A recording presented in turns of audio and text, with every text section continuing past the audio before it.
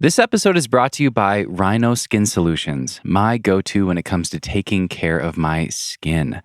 I've been using the Performance Cream to keep my skin dry here in 10 Sleep, where I'm climbing right now. It's oscillating between being kind of warm and being cold and rainy, and the dry cream really helps me keep my skin dry on those humid days. I've been using the Repair Cream in the evenings to help my skin heal faster between sport climbing sessions. And this is exactly why Rhino Skin Solutions is so amazing. Whether you have dry, glassy skin or sweaty skin and have trouble keeping chalk on your hands like I do, Rhino Skin Solutions has products that are designed just for you and your skin type. Check out my episode with founder Justin Brown, episode 22 of The Nugget, still an amazing episode, to learn more about which products are right for you and how to dial in your skin for an upcoming climbing trip or performance season. That's a super valuable episode if you want to try Rhino products. If you want to level up your skin game, head over to rhinoskinsolutions.com and enter code NUGGET at checkout for 20% off your next order. That's rhinoskinsolutions.com. Use code NUGGET at checkout for 20% off and start taking better care of your skin today. This episode is also brought to you by Arc'teryx. When Jordan Cannon, a young climber infatuated with climbing history, meets climbing legend Mark Hudon, a Yosemite Big Wall free climbing pioneer, they form an unlikely partnership around a common goal. Jordan wants to free climb the freerider on El Cap in a day, and Mark hopes to free the route in as many days as it takes and accomplish his lifelong goal of free climbing El Capitan.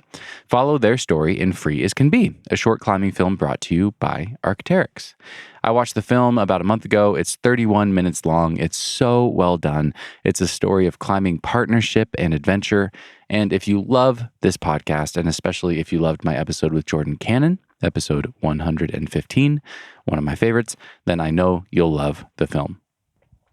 So check it out. Head over to YouTube and search for Arc'teryx, Free as Can Be, or use the direct link right there in your podcast app to watch the full 31-minute film for free. Once again, you can head over to YouTube and search for Arc'teryx, Free as Can Be, or use the direct link right there in your podcast app to watch the full 31-minute film for free. Arc'teryx presents Free as Can Be, and we hope you enjoyed the film. And finally, this episode is brought to you by Grasshopper Climbing. I have tried all of the training boards on the market. I love them all, but the Grasshopper board is my favorite. I cannot wait to buy a house or a property someday just so I can own one of these so I can train on it every day.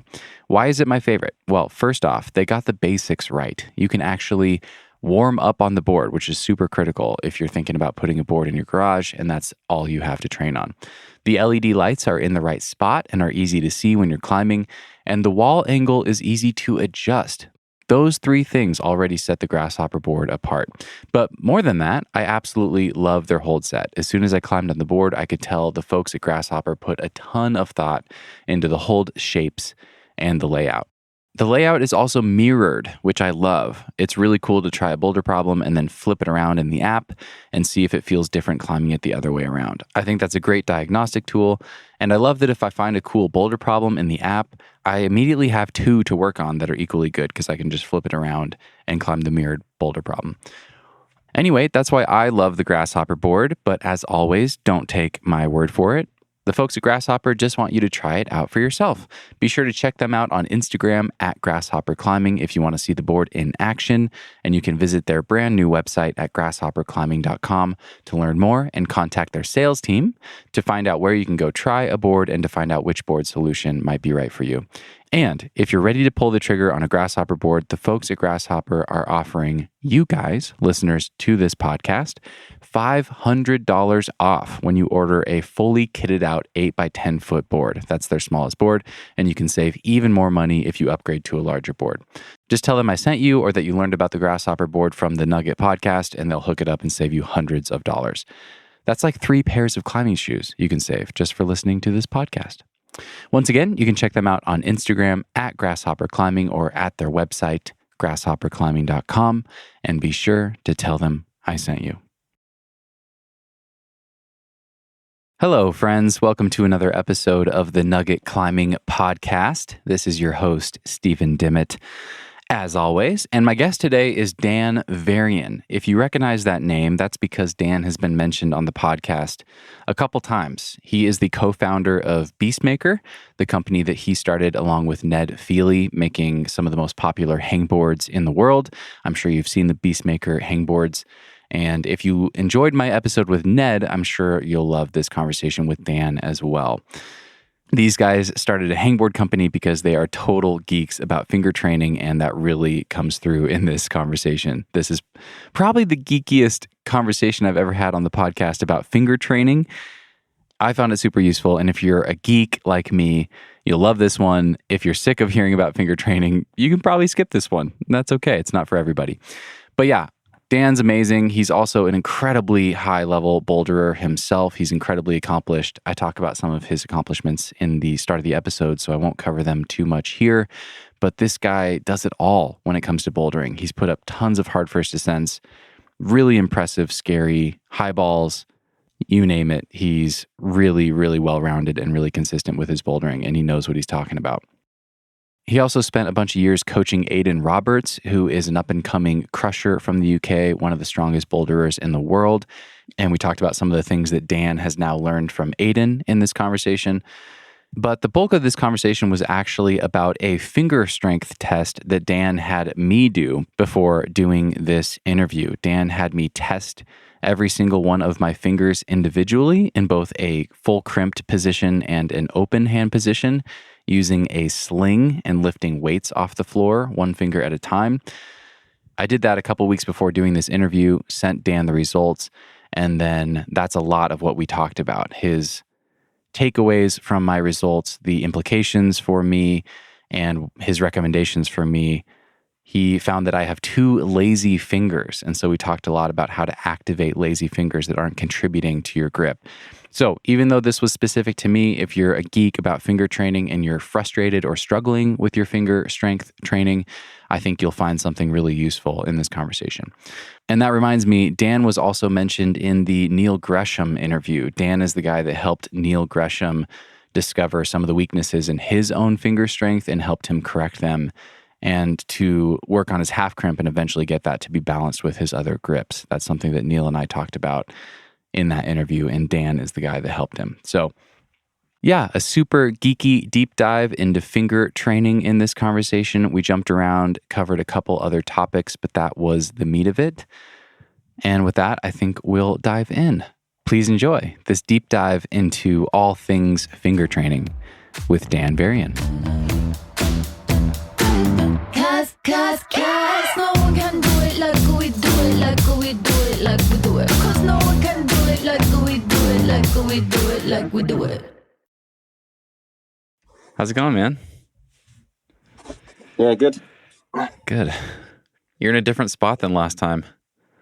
Oh, no. Oh, and never mind. Nice. Oh, that's a very comfy looking couch to have in your training room. That's great.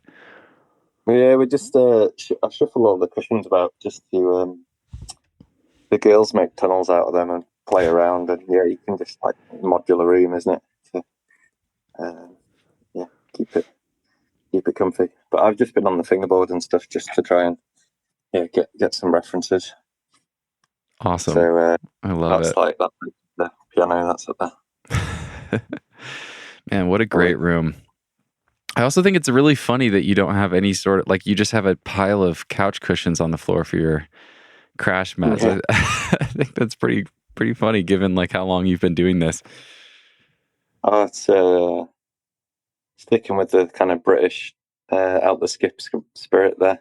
They're all like leftovers. When we moved into this house, we got left 2 sofas. So I just took all the cushions, and then the main thing why we've kept them is like I've got a full-size gym mat in the garage still. But yeah, it's these work really well, just being able to move to one side, do some stuff on the floor, and all pile up and make dens. You know, you can't make a den out of a full if you get a proper boulder mat in. So think about the kids. I love it. That's awesome. I prefer making dens and crawling through tunnels nowadays versus climbing. Than actually using the board for training. I love it. That's awesome, man. It's good to see you again. I have been very excited about this because I think it promises to be a very valuable conversation for me in particular. And hopefully a lot of, everyone else listening to this gets something out of it too. But yeah, it's good to see you. How you doing? Yeah, good.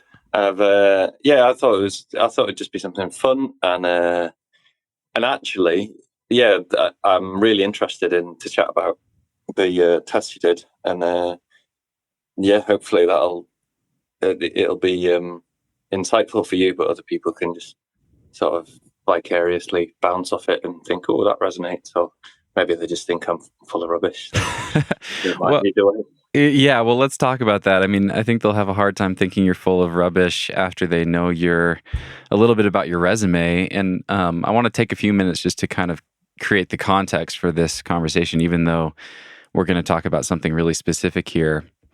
Actually, I have no idea where this is going to go. I have enough notes in front of me, Dan, to probably talk for about 4 hours. So we'll see what happens. I don't want to.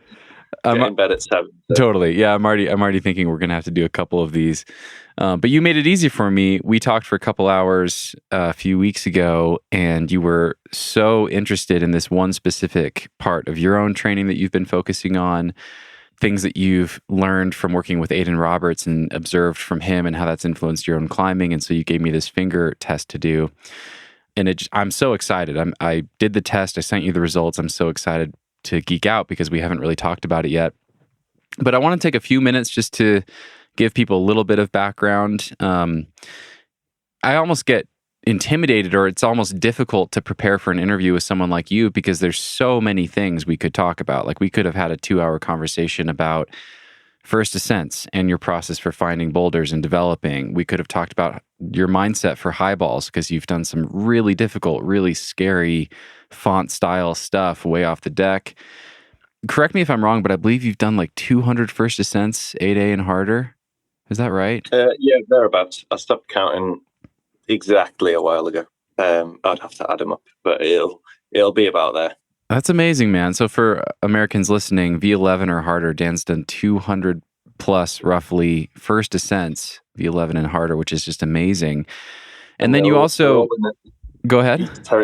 They're all in esoteric backwaters no one cares about.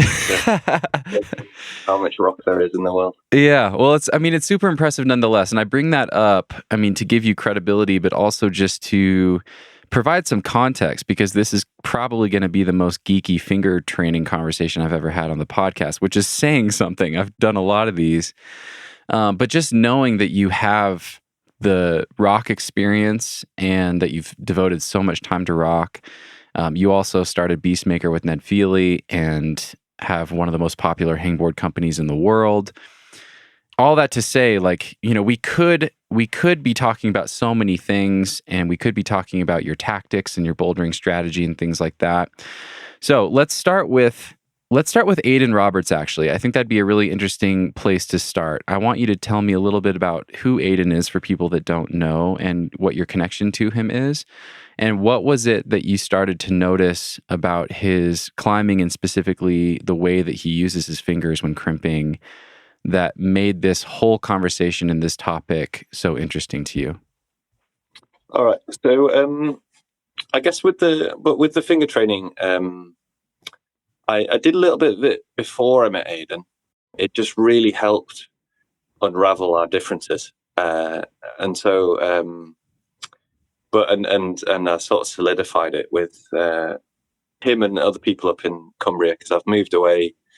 Bit of geography background, like I did live in Sheffield for quite a few years, 6 years, and I met my wife and we moved further north back to nearer where we both grew up, which is in like the north of England where no one lives comparatively compared to the south.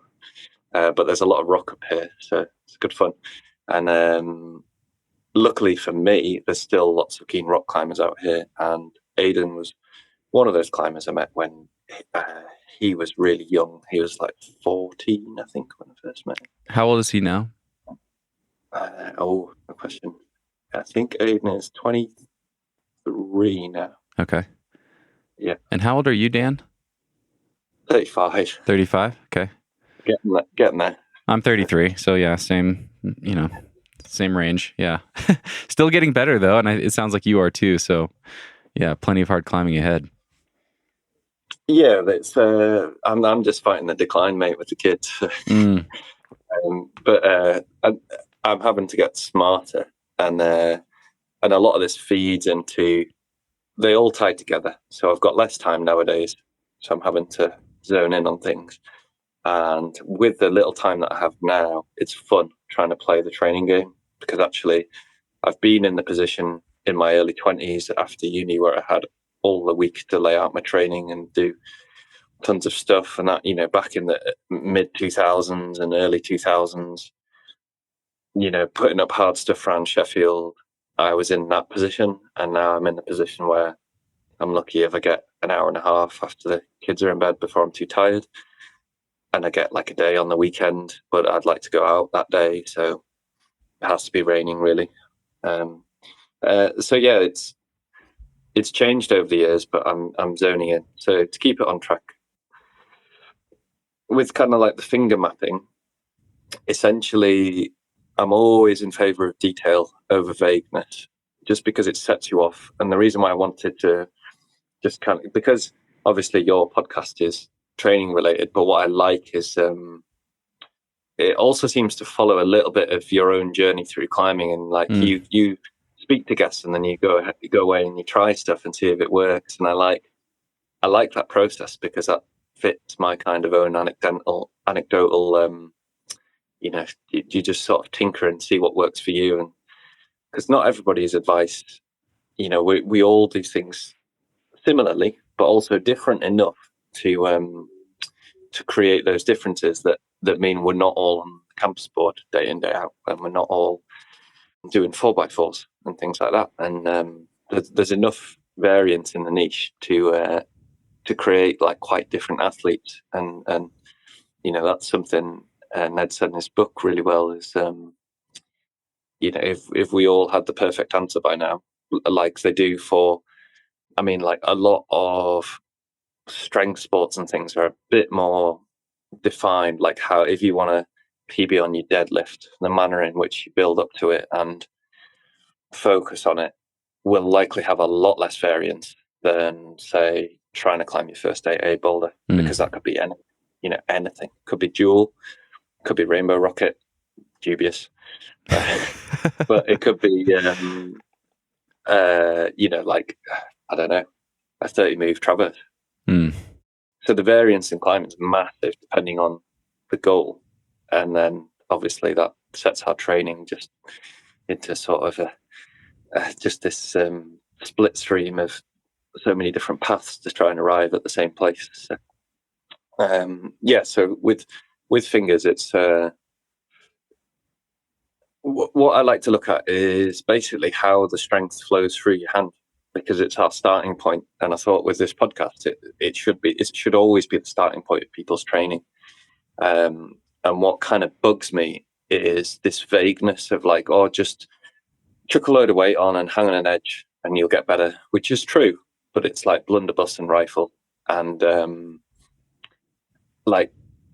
me, the foundations of what lies in your hand should be established before you do that, because should you be provided with that knowledge, hopefully you could just get better quicker, basically, which is what people really want to do when they're training. It's like they don't want to, if you said, you can spend 10 years and make slow progress, or you can spend like 2 years and make faster progress, who's going to pick the first option, Right. Unless you really enjoy what you're doing and sort of growing slowly. And I think through climbing in general, if you look back through the history, essentially that's all we've done. We've got gradually smarter in the way we train and what we pay attention to. And that's how we're standing on the shoulders of past generations and progressing. And I still think there's plenty of leg room in it. I don't think, this is still a fledgling sport. There's scientific studies into how we train at, scant compared to other Olympic sports. Right. But what I do love is the fact that that's still full of tinkering. So I can sit up here way, in my own little quiet part of the world with just a few mates, but we can make fun progress. And Aidan's just like ridiculously surpassed what someone that paid attention to those training things. Like he's built on loads of things. So like I wouldn't want to take credit for Aidan's ability, and that he's done so much himself, and I'm learning from him now. So it's like it's a reversal of the process in terms of many things. But what I think we both really share in common is attention to detail, and we can communicate really well with it, and it works. Like I am getting better at the specific things I want to get better at, because I can have a quick chat and I'm lucky enough to sort of climb with my mate. But back when I was in Sheffield, it's the same thing. And that's one thing I'd really stress to people, is that if you can make the effort to train with people that are like-minded or similar abilities, you don't even have to like them. people probably don't like me, but they'll put up with me because they might learn the odd thing. I don't know. But he seemed like a friendly guy. It's really beneficial. It's like I learned so much when I was training with Ned, and vice versa, and we fed off each other. And our house in general then was great, because I also lived with Dave Mason when after uni in Sheffield. Oh, no way! Really good climber called Ben Thompson. So we had like a great house to bounce around with, just like how we were training, and just the general buzz when you sat on the couch and what you're discussing. You don't realize at the time, but it was great fun, and you learn a lot. And yeah, just that's invaluable. So it's been nice to have people up here, and it's not just Aidan. There's a lot of other good climbers up here. Some of which it doesn't tend. It's quite hard to live where I do, and Aidan's also quite lucky in that he's grown up here. So some parts of the world are just trickier to live in if you can't get the job established and get the other parts of life that you want to do to settle. And that's why I bet loads of people would love to live in Rocklands, but they're not making it work. Right? No jobs. The year and things like that. So we are quite lucky to be where we are. And the other thing that is very important about this area, which should probably be stressed, is just how many rock types we have, which is quite different and unique to even other parts of the UK, which we already have loads of rock types, but I think we have almost every rock type at our disposal. So if I want to climb on granite that's similar to Little Cottonwood, I've got like areas in the Lake District which are like, there's nowhere near the quantity, but there are just little pockets of quality, and granite's granite, so there's been some really good problems over there that I've got to enjoy over the years. And then sandstone, I'm spoilt for loads of good sandstone, gritstone, slate, limestone, different volcanics, andesites, rhyolites. So they're the volcanic rock types are closer. They're more like central Lake District, and that's where Aidan lives. So we live in slightly different parts of the county, but in American terms, we're like next door neighbours. we're only like 40 minutes from each other. Okay. Pretty close. Let me jump in. This is amazing, but I want to get back to Aidan and the high angle crimp thing, and hear a little bit more about that. But I want to fill in a little context about some of the things you just touched on. So I love your blunderbuss rifle analogy, and actually just listen to the interview you did on Lattice just to refresh that for me. I think that came out last month in July. So, and a great conversation for people that want to learn more about you. But yeah, so you were basically saying like, the blunderbuss approach is we go to the climbing gym and we climb and we do hit on things in our fingers that make us stronger. But, the contrast is getting on the fingerboard and doing something very, very specific. And that's more like the precision of having a rifle. And I love that. And you've basically done that again.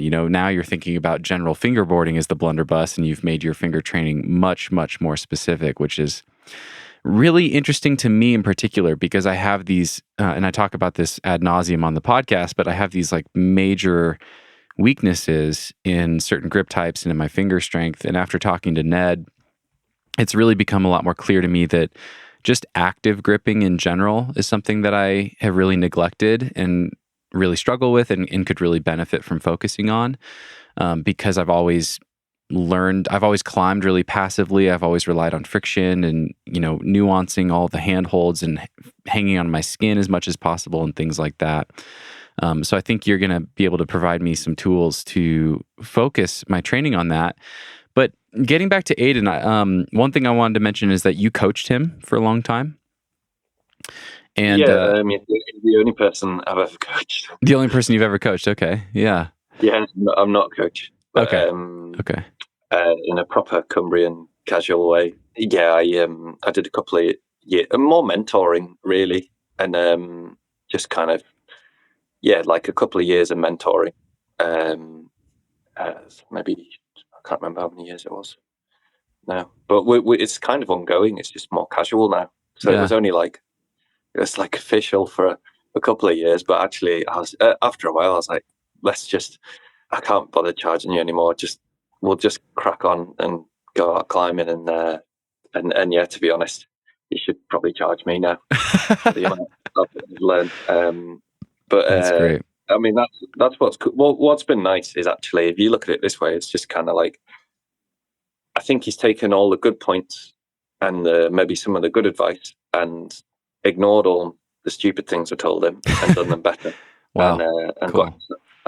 got himself like a lot better base in terms of an athletic, more balanced base, which all the younger climbers seem to be doing now, whereas I'm old enough to have been more about just going climbing and trying hard. And I'm scrabbling hard in my 30s to try and achieve a bit more balance just to avoid injury and things like that. So through that process, we've learned a lot. So if you want to talk about crimp angles and things and finger power, I don't know if it stems from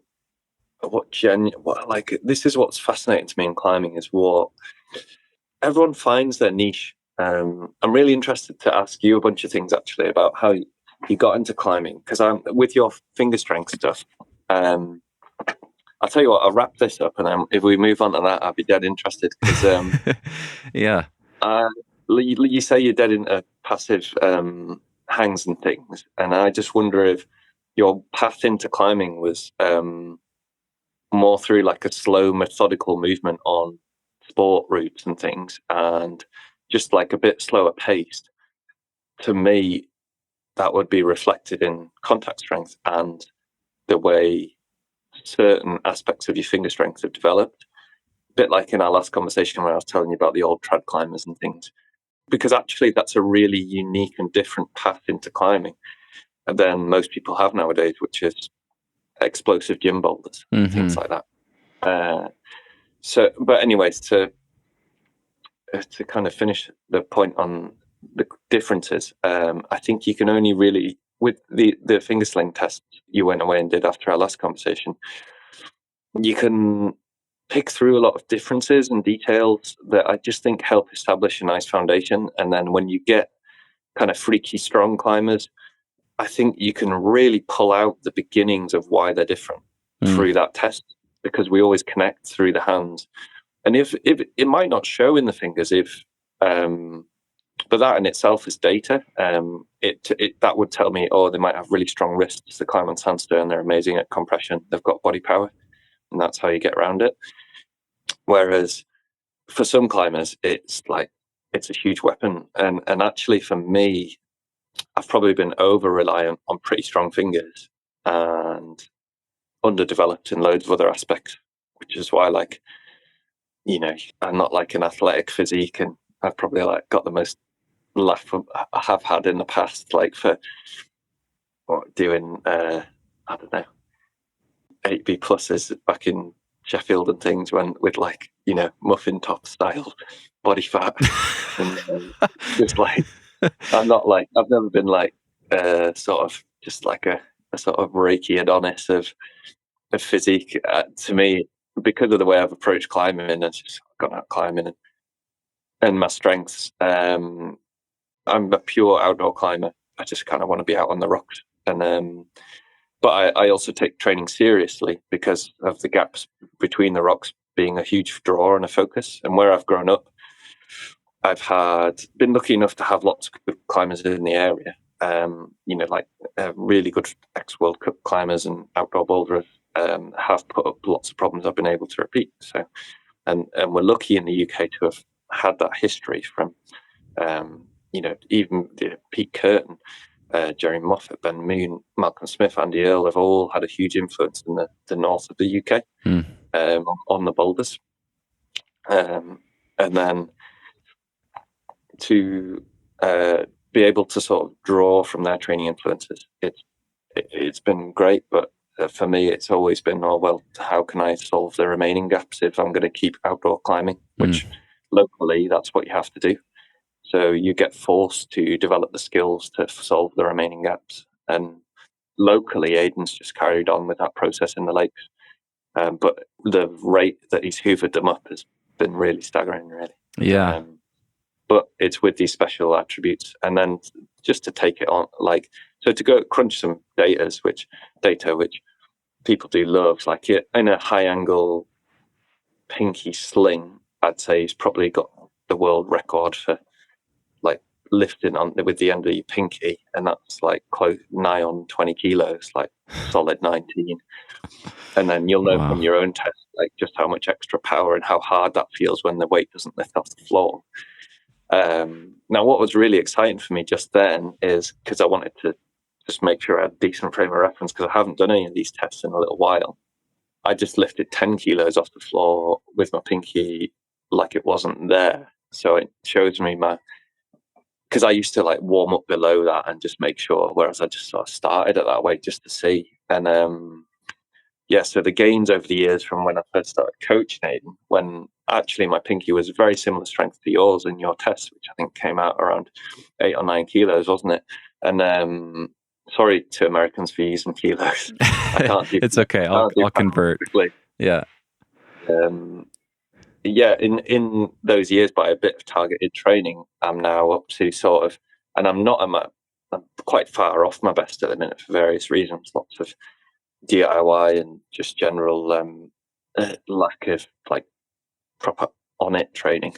But yeah, no, I was really happy in that sort of 13 went up fine, and I was like, oh well, that'll do for today, just for frame of reference case, and because that's already a big win for me. So actually, yeah. And that's what I think these tests, I don't think this is a great way of training, but I think it's a fascinating way of gaining insight and checking that things are working. Okay, let me jump in. We owe our listeners a bunch of context before we get too swept away in this thing. So just to close the loop on Aidan Roberts, for people that don't know who this guy is, and Aidan, if you're listening, I would love to have you on the show. I'm so inspired by you. But yeah, so Aidan's in his early 20s, and he's really becoming clearly one of the best boulderers in the world. He's so strong. He's particularly good at really small hold crimp climbing. And he's training for Burden of Dreams right now, the Nolly Hukatival V17. And it definitely seems like he's got a shot at doing this thing. So he's at that level. And one thing I want you to define really quickly, Dan, because we didn't talk about this. I hadn't really heard the term actually before I talked to you. I can kind of intuit what it means, but I know some people are going to be confused. But what is a high angle crimp? And what is it that you see when Aidan climbs? How does it express when Aidan climbs, if that makes sense? That's the funny thing about climbing, isn't it? Everyone's got their own terminology for stuff a little bit, because it's still niche enough that these things are developing in their own separate clusters. Basically, we discount the thumb in almost all of our training. And once you discount the thumb, you have loads of options of finger angles.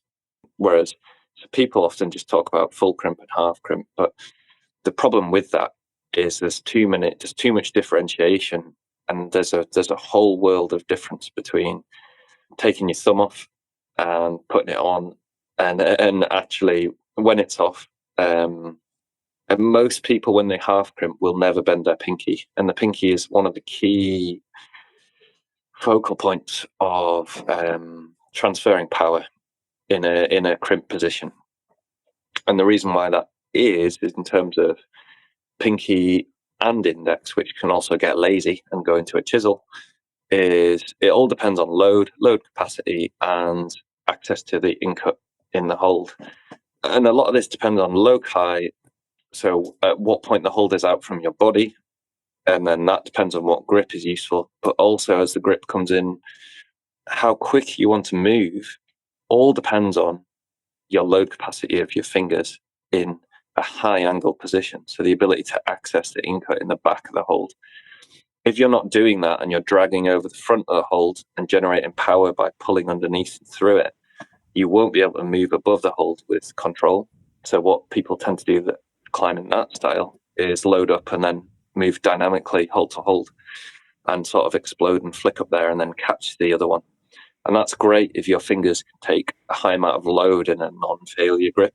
So chisel or drag tends to be those grips. And if you're really lucky, you'll be one of the people that can maybe hang large amounts above your body weight in a half grip position, which is also incredibly useful. And there's loads of ways that not loads of ways, but there are many ways of achieving like great finger strength, and that reflects on your style. So I know good 8C boulderers that don't have a very strong pinky, but there's often like silver bullet attributes that just mean they can walk up to problems and nail them.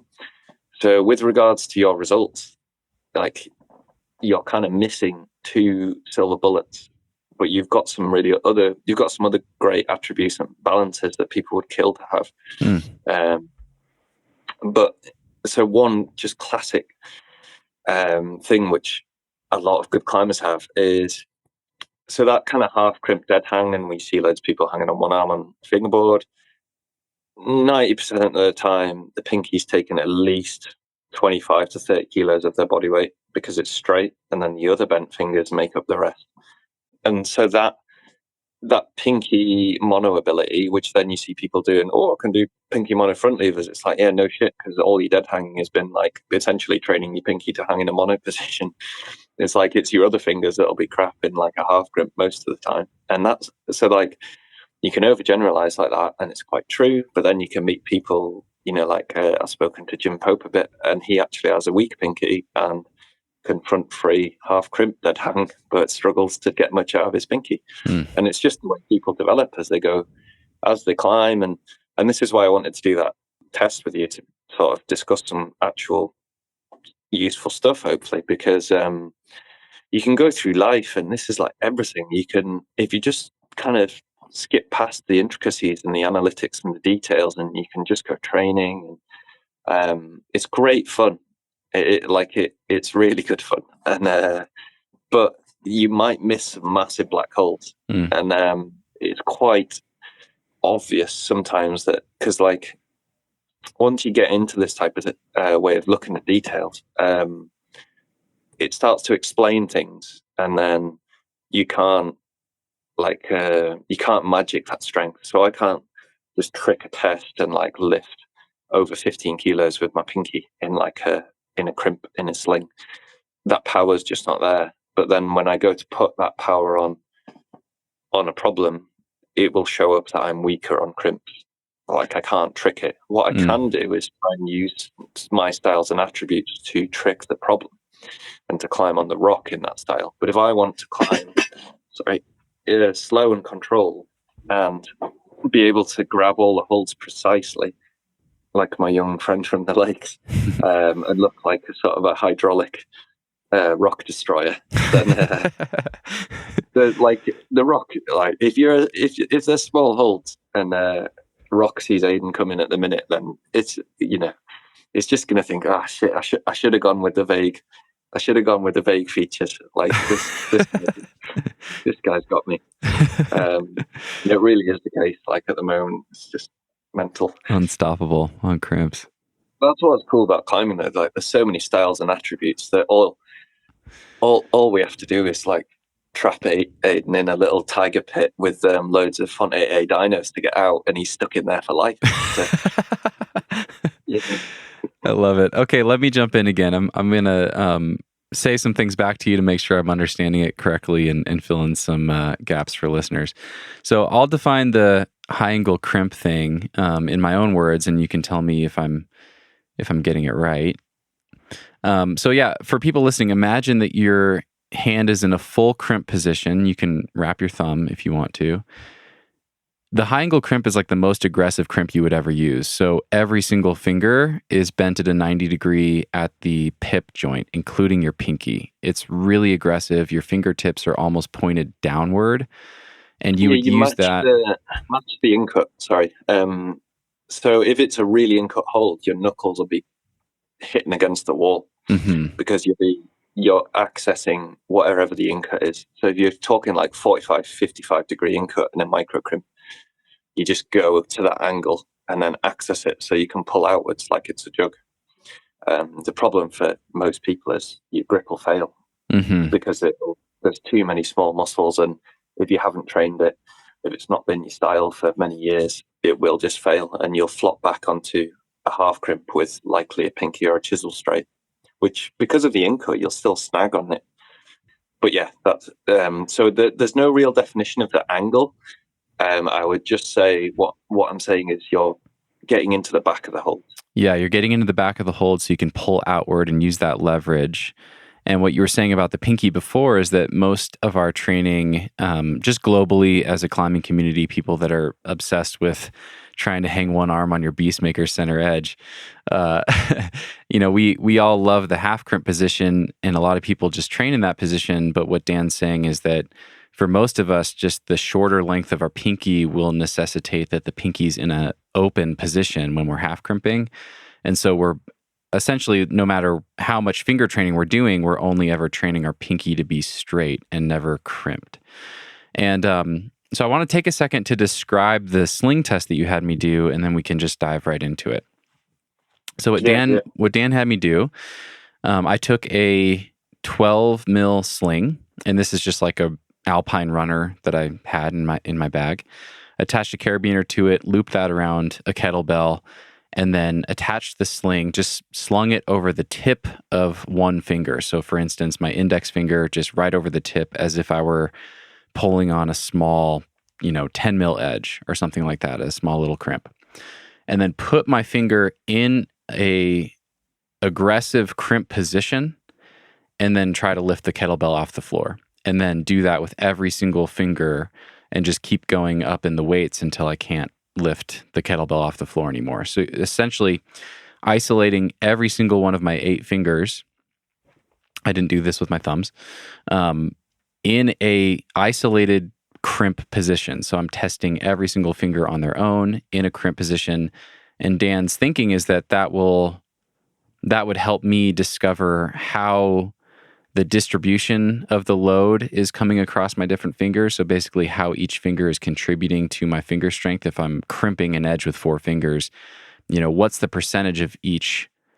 How is each finger contributing to the overall load? Like what percentage of my weight is it taking? So it was super interesting. Going back to what you said about Aidan, when I crimped with my pinky and lifted a kettlebell off the floor using the sling, I think my max was 20 pounds, which is 9.1 kilos. And you said that Aidan can do 20 kilos, so 44 pounds, about twice where I'm at. So just imagine, like, his pinkies are twice as strong as mine. And then I'm sure all of his other fingers are stronger too. But so yeah, I did this test. Sorry, that night was like 2 years old as well. So okay, he's probably even stronger now. Might be underselling it. Yeah, right. So yeah, I went through this entire test. I made a spreadsheet with my results. I will share that for you guys in the show notes so you can see it. And what do you think we should do, Dan? Should we talk about my results, share the numbers, and then dive into what they mean, or how do you want to go from here, or where do you want to go from here? Should I just break down some key points? Yes, please. And so first, I'll ask: did you learn anything, and what do you think? Do you think differently? Or has this confirmed what you thought about your hands? Or has it flagged up anything? I think it has confirmed what I thought about my hands, which is that they're quite balanced. I got the exact same results with my right and left hand. And there were a couple lifts that were marginally harder with my left hand, but it ultimately came out to the same amount of weight lifted off the floor. And if I tried to go any heavier, that was my max. It just felt slightly harder with my left hand, slightly more desperate.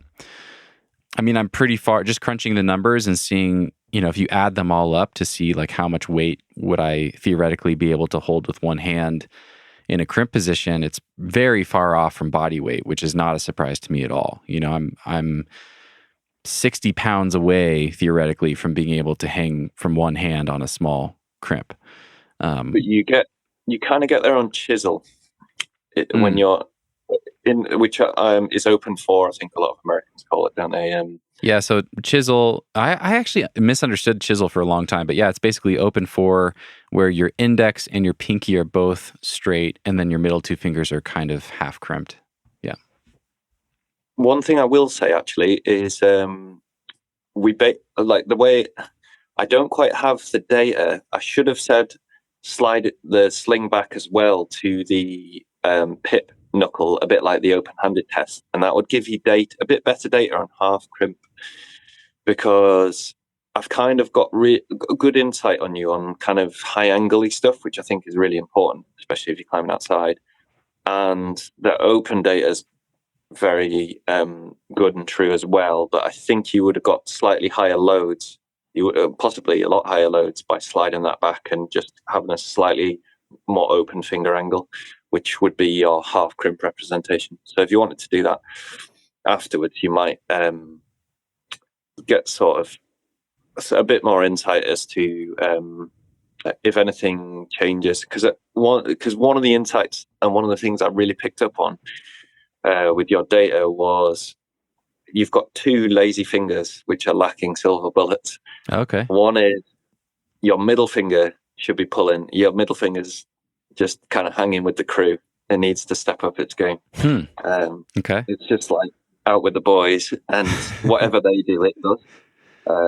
Whereas it needs to be like the star player and the what do you Americans call the quarterback? Yeah. Oh, okay. So nice. The middle finger should always be quite a bit stronger. I think in most people I've kind of mucked about with over the years, middle finger can normally punch pretty high. But for me, it was interesting that your middle didn't have loads of distance, like clear water in terms of weight it can pull above the ring and the index. Now, you'd expect pinky to be weak, but actually I think so. You're on the flip side. I think your pinky in a crimp position is actually pretty strong for where you're at the minute. I was pretty impressed by, in general, you've got a really good load spread across your hand, which is great for like kind of evenly loading through small crimps. But you sell yourself short because the middle finger and probably the ring would be the next one I would pick to sort of that should be targeted. It could be the index, depending on like they are a little bit interchangeable. But certainly the middle finger to me, I would say that in people that say would often test with a similar amount of pinky strength, I might even see like 10 kilos more strength in their middle finger. Wow. For like that level of pinky strength that you've got. So that's what makes me think, actually, there's something going on with the way your middle finger's being stimulated through, how you've learned to climb, how your nerves, your sort of that pathway of how you fire through your hand, which is meaning that like that's why you're sort of missing a part of the load. Now, the other part of the load that's missing is when that pinky goes straight. That's probably the bigger one, is actually that could be pulling like 20 kilos more straight, which to me reflects. Now, this is the interesting thing, because we've already touched on this, in that on a lot of holds outside, that wouldn't translate directly. But in terms of training goals, it would translate really well on the fingerboard and on steep boards. So your moon boards and your killer boards. And if someone's got one of our bespoke ones, our authentic boards. So like the pinky is an interesting one, because how you address that entirely depends on what your goals are, and I don't know them at the minute. So yeah, like what do you just want to kind of, some people just want to improve and then get better at kind of just get stronger and things, and some people are all about kind of adapting to what is on the rock and what their goals are specifically. Yeah. Yeah, once again, for people that are curious about the numbers, I'll share my spreadsheet so you can just see how I tested. I'll answer your question. I will get to that in 1 second.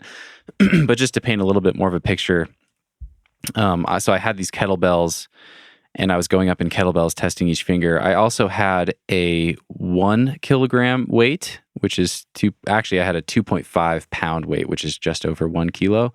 And I had a 1.25 pound weight, which is about half a kilo. So I had those as well, and I would attach those to the kettlebells to make these jumps smaller, and make the results a little bit more specific. But then for people listening, I'll just share the percentages. So if I was in a full crimp position, and the most I could pull potentially with all 4 fingers is about 112 pounds, 51 kilos. 22% of that is coming from my index, 32% of that is coming from my middle, 28% coming from my ring, and 18% coming from my pinkie.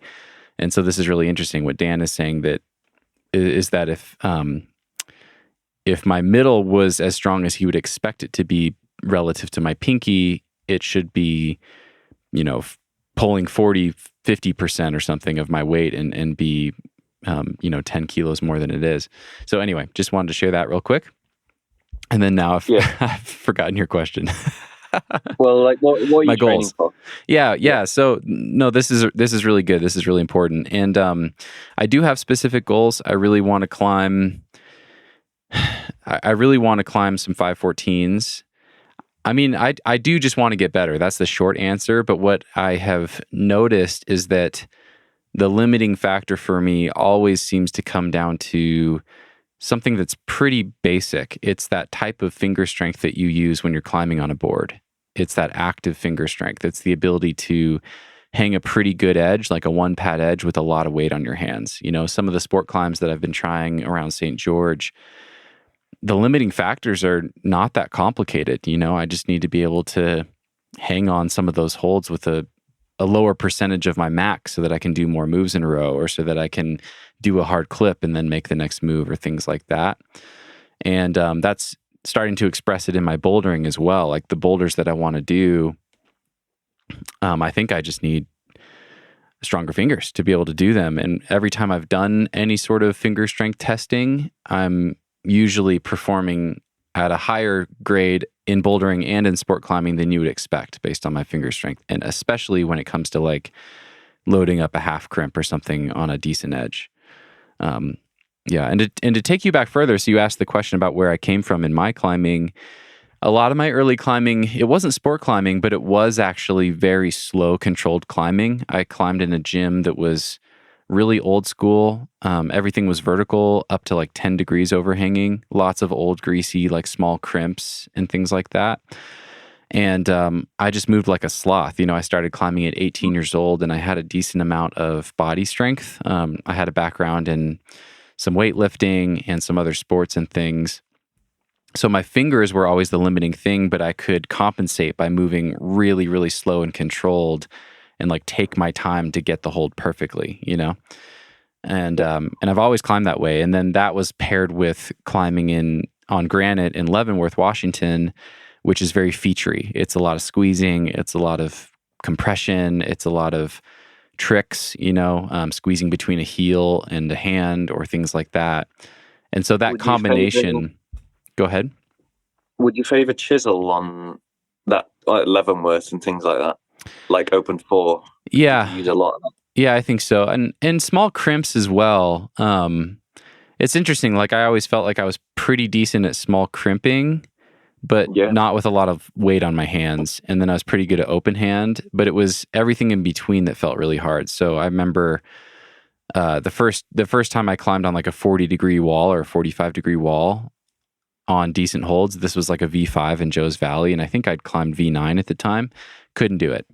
I couldn't climb on like a one pad in-cut holds in a half crimp or any sort of grip position, because I always relied on sneaky ways to get around just hanging on my fingers, if that makes sense. No, that's really interesting, because I would guess that there's a lot of things. So how I've said like you're missing the silver bullets in the fingers.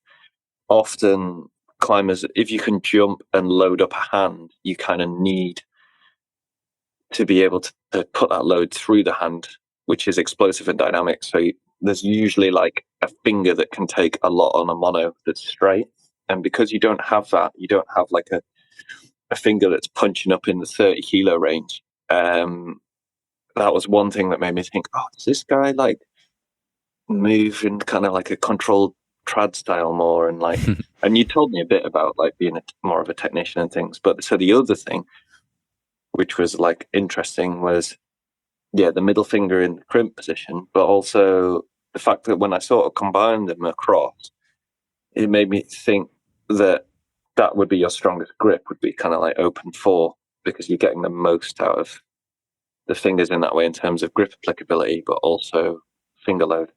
And but what I like it to me is like, it's kind of obvious, like you've got to find a way of stimulating that middle finger, especially because that's a low hanging fruit. And if you want to kind of get either pinky monos or index monos up, I mean, I'm probably still warm enough to like give you a demonstration, because we're a similar-ish body weight. Okay. So like, what are you? 78 or 76? Sorry, 78. Yeah, I'm about 78 kilos, so 172 pounds for people listening, something like that right now. Yeah. I'm like 77. Okay. But Dan's giving me a demonstration here. What do you have set up there? Oh, I've just got like a loading pin. Okay.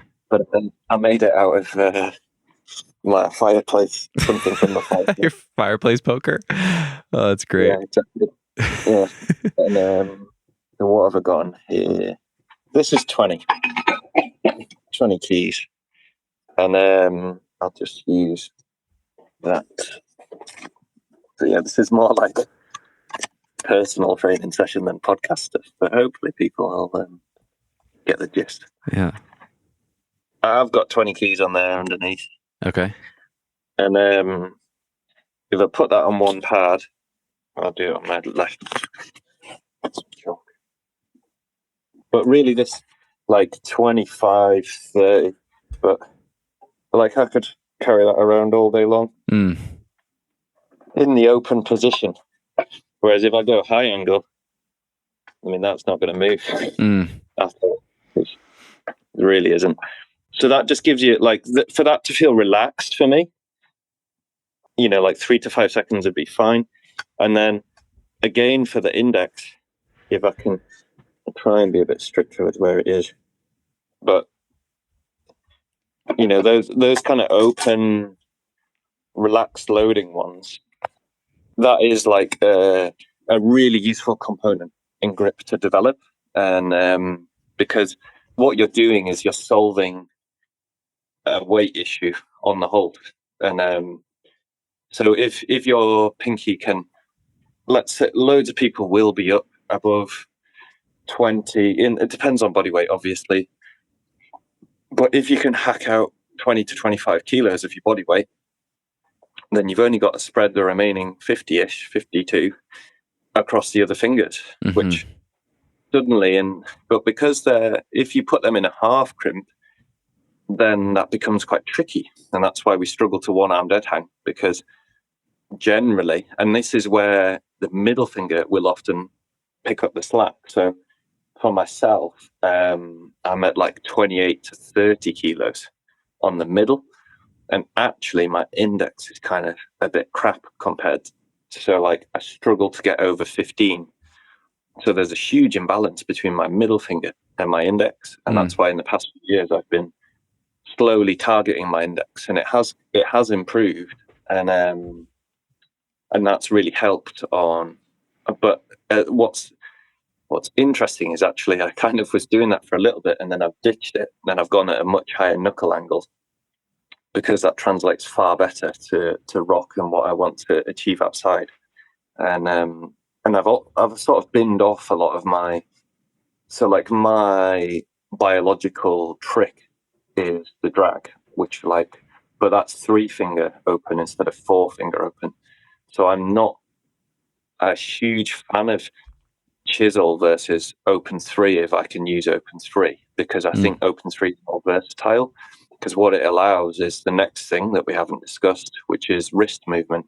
And wrist movement is key to moving. It's all very well hanging on a fingerboard or, like essentially doing lifts off floor or gym lifts or whatever. But this is the problem. Whenever you isolate something, you're removing components.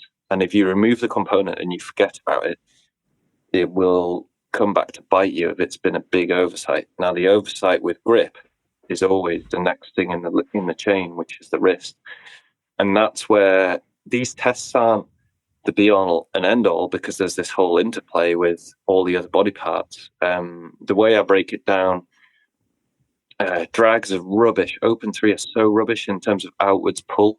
You just can't outwards pull with a drag, and you can't really lock below your shoulder with them.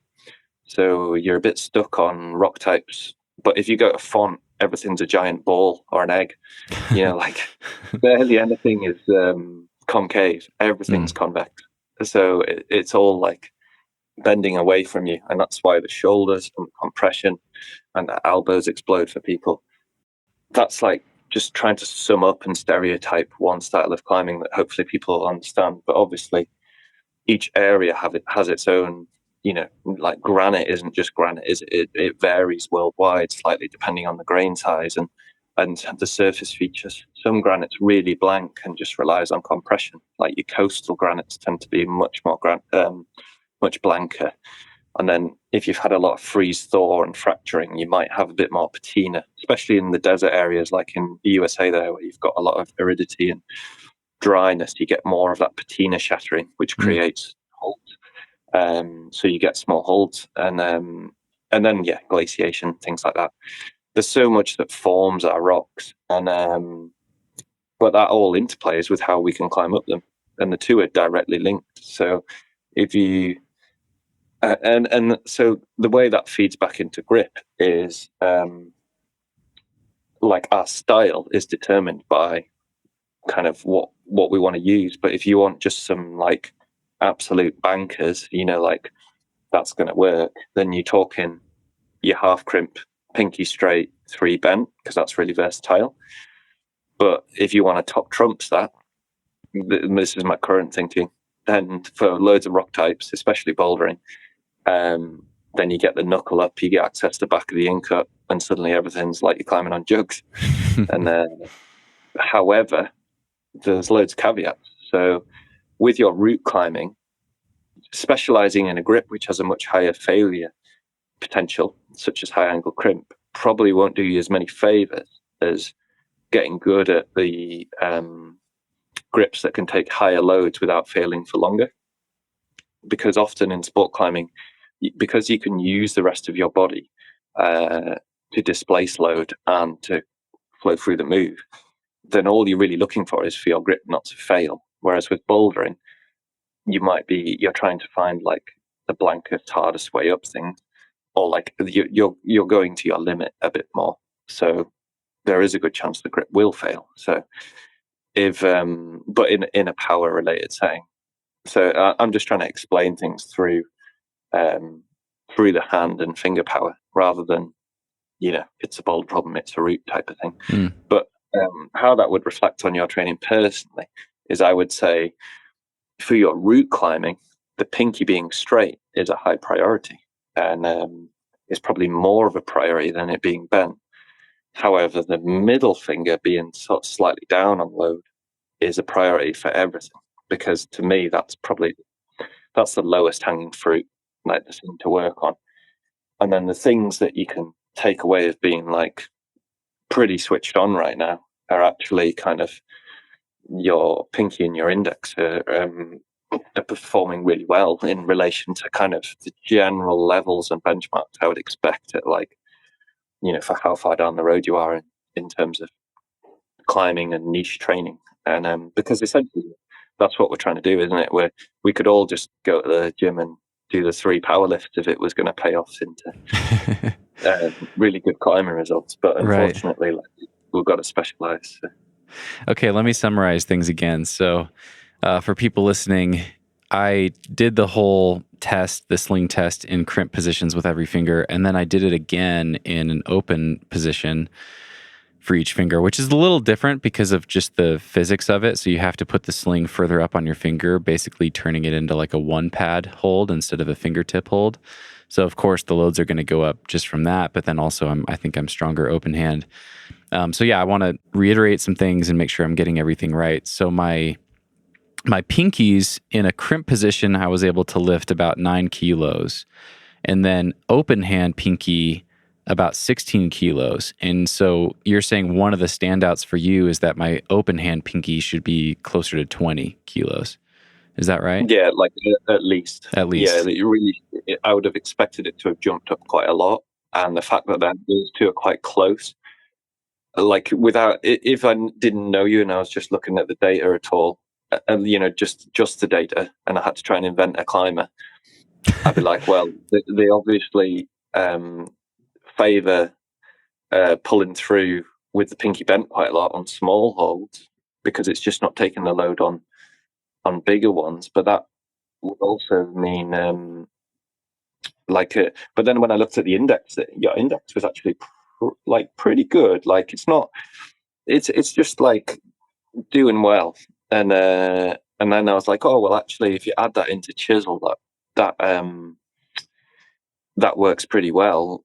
So that I'm sort of inventing this climber that does like, lots of climbing like that, and then at high angle, but then maybe like this is almost totally missing from being like a real strength. Yeah, I'm gonna jump in just because not everyone's gonna be able to see the video here. Sorry. Yeah, no worries. So Dan was saying that he was imagining just from looking at my numbers that I would likely climb a lot in a chisel position, which is like an open 4, and in a small crimp or like full crimp position. And then what was missing would be the half crimp, like the in between.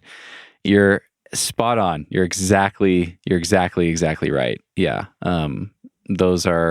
That is how I climb. That's how I've kind of always climbed. Half crimp has always been a struggle. I've been training it honestly too for a long time now, and it just seems to be a really, really slow, aggravating journey to improve my half crimp.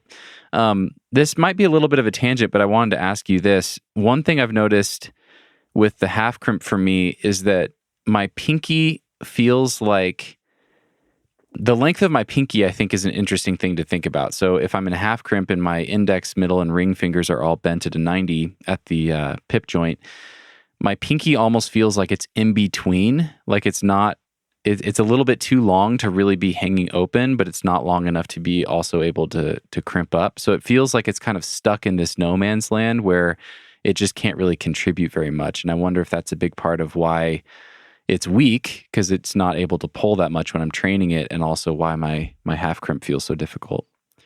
What sort of pressure do you put through your pinky? So if you were to just visualize your pinky when you're hanging, are you trying to squish with the end of it when it is open, and does your knuckle kick in the bend, or are you like relaxing in the way that it's hanging? So this is the whole passive and active thing.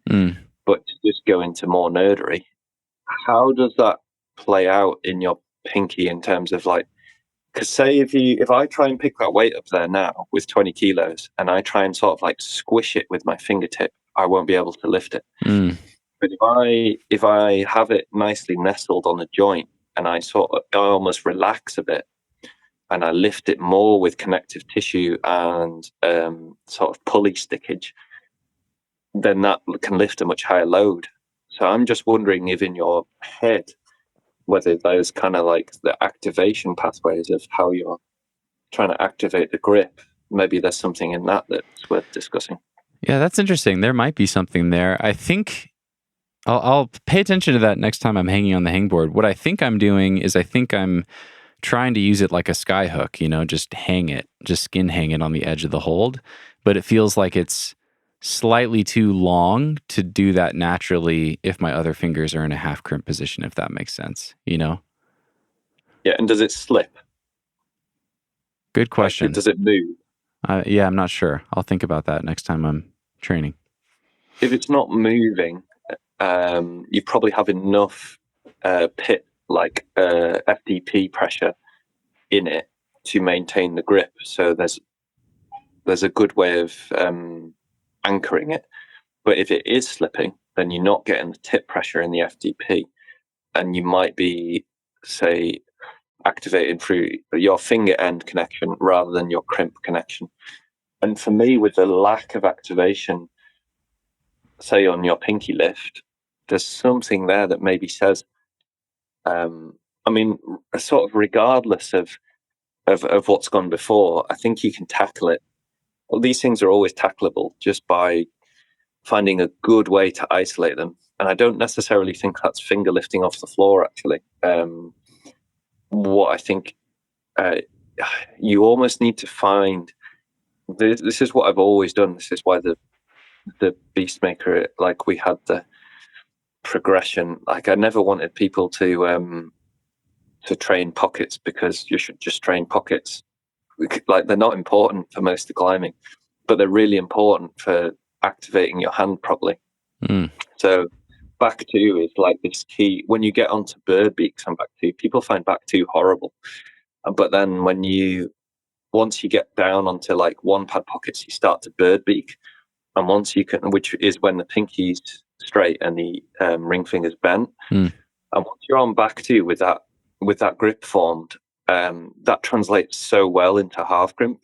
But what you're doing is you're removing the blunderbus of stimulating the middle and the index, and you're just targeting that feeling of how to form the back of the half crimp. So, and this is what I've always thought was a good method of training, and I could be wrong.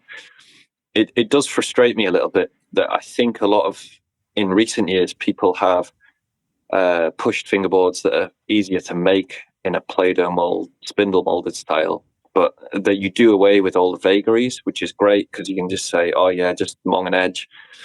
But actually what you're doing is you're removing your ability to visually see insight easily. And for me, I would stress that insight is a key part of breaking apart your grip in order to reform it in a way that you can build off quicker. And so that's why, I mean, to keep it on sort of fingerboardy training chat, that's why the Beastmaker looks like it does. We know it could have just had a bunch of edges on, but the whole point and principle is like, find out where your grip is weak, break it apart, then put it back together, rather than just like load the sucker up and then see when it fails. Because like it for me it works, and like I know for Ned it's worked for. And this is the problem, like I'm not a sociable person. I've just got a couple of mates that we muck around with this thing with. But like I'd back this horse all the way. Like if someone says like, oh yeah, just like I'm all right, open four's the way to go. I do one arm dead hangs with an extra 30 kilos. It's like, oh, well done. I can do one arm drags with an extra 30 kilos on a less than 20 mil edge. It really doesn't help me get up Aidan's problems in the legs. So like, wow, that's so insanely strong though. That's crazy. It couldn't be a shitter grip in the, like it doesn't apply. It does apply on sandstone and on grit. And I can really like make it pay there. But for little edges, it's junk. It's total junk. Like I may as well not have it. So and that's where like there are tricks in training and there are things that make you look strong, but actually getting to the applicability and the like for me it's like it's constantly something you have to work on, because also there's so many pitfalls neurologically, just falling back into your normal, everybody wants to climb in a certain way. We're all built a certain way. So this is a fight, For me, bench pressing my body weight is a fight. I've neglected it my entire life. It's not something I'm good at. I've never bothered with it. Luckily, I don't feel like I need it for climbing, but I need it for balance. And I think it'll really help me to say, get that up now. And, but these are my problems that I need to work on. This is, but everybody's got their own personal things. But what's interesting is like, so in terms of finger advice, like I feel like I know what I'm working on. I'm happy. But in terms of like athletic advice and being an athlete, I'm awful. In terms of diet, I'm awful. I just eat what is in front of me, pay no attention. In terms of reading conditions and weather, I think I'm pretty good, actually. I'll back myself on that. I did a geography degree. I've never needed a fan. So You've never what? Needed a fan. I just go where it didn't. Nice. Yeah, so I've digressed a bit, but what I'm saying is, hopefully, with these insights, you can begin to. Now, there's loads of other things at play in, like your wrist strength and how you pull through the hold. So actually, I think you're pretty well set on small holds in terms of, for the time being, almost in that hangboard position, except for the middle finger. So if I was going to try and quickly distill down how you would work on that theoretically, I would say for your pinky, target the back to in a way that simulates half crimp. You might want to go straight to bird beak to just avoid vagaries, but take weight off until you're at like 60 to 70% body weight, which is in a non-threatening grip load, and then just develop that base level with those density hangs that, like you've got a really good hang routine. So I would just like be adding that in. And then for the middle finger, it's trickier in some ways, because I would say, yeah, I mean, just the natural split is if you were going to target that in a session, you probably just want to get a good angle with front two. And again, back it off to a level that's like 60 to 70% body weight, two armed. And then the main thing is to memorize what the grip feels like when you're failing on it on a moonboard problem or on a steep board or something like that. Just capture that in your head, pull it back to the fingerboard, and find that element of the grip position, but splitting the fingers, getting rid of the fluff, and then hammer that until it starts to kick in. And when it starts to kick in, put it back together. And if it feels like it's working, which it should, you will have got stronger, and then you can just repeat,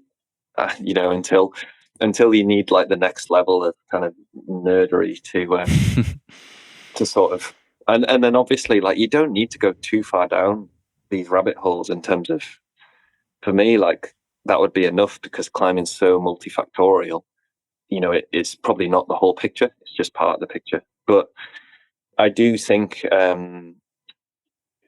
for you personally, try and find a way of stimulating that middle finger in the crimp position and the pinky in the straight position, and then they will be the areas of the big payoff.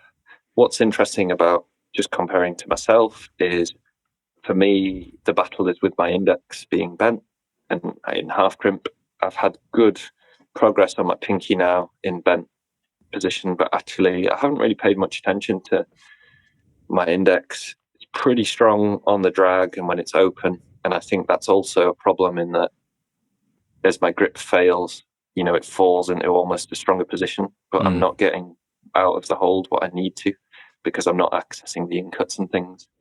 So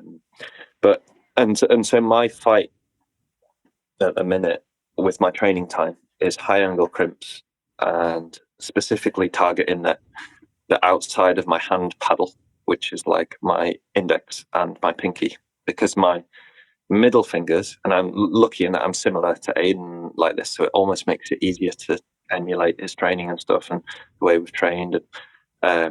We're both kind of like middle two dominant crimpers, but you do see a real mix of where people put the power through actually. And I've met climbers over the years like Ed Hamer, who is ridiculously strong with his back two.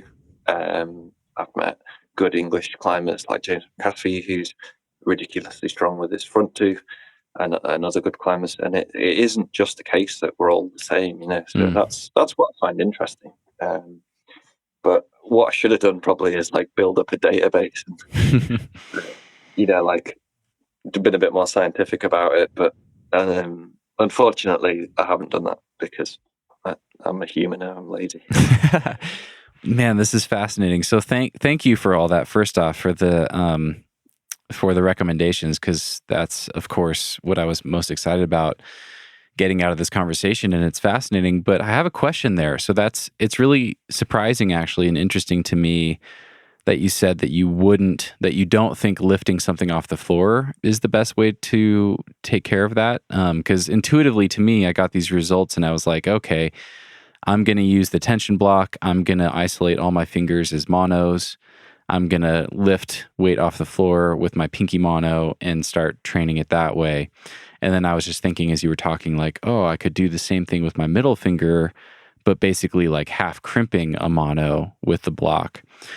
Why not do that? Why do you think it is that, or why do you recommend that I stand beneath the hangboard and keep my feet on the ground and pull in these front to back to crimp positions rather than isolating fingers on their own? Yeah, like well picked up on. Blunderbus and rifle. So if you lift off the floor, your wrist angle will not replicate climbing. It'll be a straight wrist angle. Just like if you lift pinch blocks off the floor, your wrist is massively on the extensors. And yet when you climb, unless you're doing like pinch twofer stuff in front of you or you're doing a pinch cross through, you never hit your extensors on a pinch when you're climbing. When you're on a board, you're like deviated and your wrist pretty flat and you might get a bit of extensor work. So like there are oversights that are built into lifting off the floor, which every reductive form of training has drawbacks. Like fingerboarding has drawbacks as well. But what I don't like about sort of training hard with splitting those fingers up, there's two things. Your sessions in the week will be quite impacted if you just do if you do the off the floor lifts, it'll definitely work. What I'm trying to do in terms of advice is more up-to-date thinking of how I think nowadays, which is if you can keep all the applicability in there and build in the exact grip position that you need, but stimulate the area, but still have as much, it be as reductive as possible to kind of target that, but still have enough elements of climbing that it feeds back, like it'll slot straight back in. My worry with a lot of off the floor lifts and things like that is they're great for target, like they do a really good job of isolating and hitting what you need, especially if you're injured. It's fantastic because you can get rid of the parts that hurt. If you've got shoulder injury, then it's just going to be way better pulling off the floor probably because you've likely injured it with your arm above your head. And so yeah, basically keeping it as applicable as possible while stimulating as little of your body as possible in terms of extraneous variables and fluff, but also stimulating as much of your body as possible for just translating those neurological pathways and the way you fire straight back into your climbing.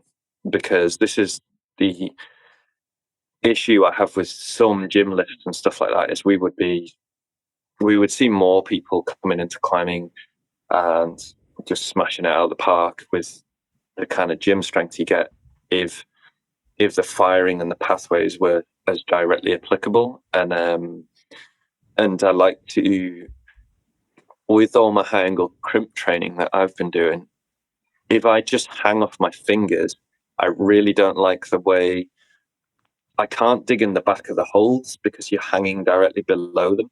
So what I do is I chuck my feet forwards and I step on a tiny little edge. So it's almost like I'm just sort of doing dead hangs on the board. But that means I can pull out and I can activate my rear deltoid. So trying to emulate Aidan again. And then, but what that does is I get the incut, I get the out pull, and then I get the stimulation in the pathway that I need. Otherwise, I'll just fire onto my lats.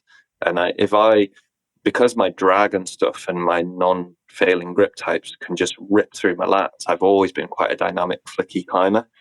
I've not been great at static climbing. So I'm having to shunt and bludgeon this form of climbing back into me at age 35. And it's kind of working in some ways, but I just don't have the time now for it to, I think I would love to do this experiment in my 20s and just get out and rock a bit more and, just cross compare how much it works. But what I keep doing is get really inspired by sandstone projects. In all my spare time, I go off to the wilderness when no one cares about in England, try all these hard boulders on sandstone, and then I come home and train all this like high angle crimp shoulders style and don't use any of it. So what I wanted to do was to actually get in the lakes this year and start to put it down and get on the projects I failed on in the past. But I've had this really annoying arm injury that has mostly stopped that this year. It's just like a bit of a neck brachioradialis nerve thing that's been really hard to pin down. And but I'm finally getting there with it. Basically, I just too much DIY and kid carrying and yeah. Just the general things in life that break you down. But yeah, that's why. Basically, sorry. No, this is all great. Okay, so I'm just gonna repeat it back to you though. So the reason I would do this on a hangboard instead of lifting off the floor is because it's still targeted and very specific to the things I'm focusing on my fingers. It's reductive in that way, but it maintains some of the more applicability to climbing than lifting off the floor would. It's just the wrist angle is a little bit more relevant and things like that. Yeah, wrist and then how it feeds into your shoulders and your arms. But what I would say is if you feel more comfortable, whichever way you can bottle that feeling, you need to like take a picture, a sort of feeling picture of the grip, and then you need to copy and paste that back into your training, but with it split out, taking out the part you need, which for you I would say would be like back to bird beak, or like front to crimp, like that. And now the weights you're going to be training on with those are going to be really low, so it might be better to do it on the floor and lifting off the floor if you don't have a good pulley setup at home or wherever you train to take the weight off on the fingerboard, because that is going to give you better results. But if you do, what I'm saying is please do it on the fingerboard because it has more applicability in the shapes that you're making with your back and your arms for climbing. Now, the difference is if you want to get really clever and periodize training and things, do the off the floor lift if you're going to hit another element of your training on a different day. So it's the whole, train what's fresh principle. But that to me is like an extra level of like real training planning, which I think most climbers will struggle to nail that. In that most people just want to get on they haven't got that much time. It's best to just keep it at the level of keep it applicable, because I think you get into dangerous territory if you go too reductive. So I think you could get, say, really good at climbing with like a load of gym exercises. And if you split the days apart and you got like that perfect training cycle, you could hit all the muscles well and get all that extra gains in terms of just everything getting to recover properly, and you not having that crossover, which with climbings were awful at the crossover, especially on the fingers. Like we just hit the fingers all the time in the week if you're not careful. Like, I'll do roots and I'll do bouldering and you're on your fingers the whole week. No one in strongman does that. They don't always hit their abs or their core, but they're lucky enough that that the sport is able to be reduced easily. Ours is too movement complex to do it. But if you were talking like, so you can periodize like that, but I think that's where you need good coaching and stuff. And for me, you would just you'd really have to take some time and write and break that apart in the week, which you could do like yourself or who you work with. And that's where I would do the off the floor lift to deliberately separate it and try and not get that crossover. So again, we're on about that whole thing, that whole point that like nobody's got the right answer and you can just experiment with what works. But hopefully what I've tried to add is I would back that these are good things for you to work on. If you can encapsulate that feeling of why it's failing and transplant that onto the fingerboard and just incorporate it into your fingerboard workout at a basic level, I think that will hopefully like help your climbing. It's just like, and then you can try and make it more complex if it does work, periodize it and things. But to begin with, and especially for most people that might be listening, I think that's the best way of doing it. That's kind of what I used to do, and I know it kind of works with So I kind of got to know how my index was weak because I could do like back 3 one-arm dead hangs fine on the 20mm edge, but front 3 was like this pipe dream. And then it's so funny when I like learned that Jim could do front 3 half crimp one-arm dead hangs, because I thought this was like some awesome, amazing. Well, it is to me. Like, it's just incredible to. I don't think that strength for me would be hard to work on. It would take me a long time. I would, and that's what people should think about this as well. Like, this isn't a goal for 4 weeks. This is a goal for like 2 years or something. Mm-hmm.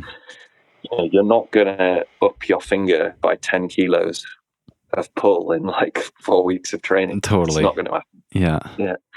But what I will say is you could get 2 or 3 kilos pretty quick. Okay. Well, let me ask you this. I mean, do you have any recommendations for me as far as the actual protocol goes? If I'm going to have a session where I focus on bird beak on the back 2 and then the front 2 in a crimp, edge size, should I do this on pockets or should I just do the 2 fingers on a flat edge? Does edge size matter? Any thoughts on training style protocols? Yeah. So basically, to keep it quite simple, slot it into the peak of your session. So your warm up and your middle and end third just keep exactly the same. So likely to be pyramiding up 4th finger dead hangs and stuff like that. In the fresh part of your session, so I would split that apart as being like front burner and back burner. If you wanted to just stick them on the back burner, shove them in at the end of the session, but make sure you're still fresh. But if you want to make this a priority and target it, put it in the middle of the pyramid, in the middle of the session. And I would say keep it on an edge size, which you're going to be hitting on the routes that you're failing on and on the board problems that you're failing on. So it's likely to be 20mm or less. And what you want to do is just take the weight off until it works. If you're going to be doing it on the fingerboard, or put the weight on until you get to the right level of stimulation if you're lifting off the ground. And the key thing is just making sure that feeling's the same. So if it's on a pocket, that's fine. Like it might benefit you more if like your pinky's like sneaky and likes to roll out sideways. A pocket's going to stop that, and that's why pockets are just nicer to train on for pockets, because they stop your fingers rolling laterally. But you might want to do it on an edge, just if it's more convenient. And it's just focus on that feeling and trying to copy and paste it. And then in terms of the level, there's 2 things you need to be really careful on with splitting grips. Not going high for quite a long time in terms of close to max. So I would do at least 3 to 4 weeks of like just making sure that everything's happy, base level. Like you're splitting and you're stressing your carpi sheath in ways that it might not have experienced like hardly ever. The other cool thing about training your grip like this is when you hit like a back 2 pocket outside or something, you can just yard on them. So there's like a famous 8B plus in the UK called Monk Life, and I could just pinky mono the startled and just yard off the pinky mono because I was used to pinky monos. Yeah. But you can't get, for a bloke, you can't really get any other fingering. Just like weird problems like that over the years. There's a cool 8A band crag in the peak called Crag David, and I did this like variation of it called River Dance, and I remember I think that was with Ned, and you just sort of rolled into this pocket, but it was like this square pocket, but it was like a perfect back 2. And it just fits so well. And all the other fingers, because you were crossing through, it was quite tweaky to put any of the other fingers in. And it was too small, essentially. So sometimes you just find the hold outdoors that just fits, and then you just do the problem because you're used to training in that way. But it's like a weird side spin-off of this method. But what I would say for the training is just make sure that level's a nice body weight, which just gets the message through, build that foundation. And then when you feel ready, you can just push that into some like slightly higher load, lower reps, just to try and sharpen it up. But what I would say nowadays is don't go to max on it. Just put it back into the grip that you want it to apply to, which for you would be half crimp. And then hit that, like in the way that you've been hitting it now. And then hopefully you'll just have like that bit better stimulate. Every finger will kind of know its job a bit better. It'll stop trying to like, share out the load and things in the way that it's doing at the minute. Hopefully things will just feel a bit more sparky in the way that you can crush through them. It's fascinating. So it's almost like, I'm going to isolate these different finger combinations just to really wake them up, just to wake the fingers up. And then once they feel awake and they feel like they're firing a little better, going back to 4-finger training to really pull hard. Is that right? Yeah. And some of it's like, some of it won't apply. Like you'll get gains when you split, which will just be your sheath adaptation, like learning how to bring the other fingers into play. But some of it applies really well. And I think it is a method that does work, but again, it's just one way of going about it. Like, you could never, loads of people never train like this, and they just, you can still see gains. But I do feel like it is the blunderbuss and rifle. Like they're just lucky. Like they've hit the target, and they've hit it in a way that has like enabled progression.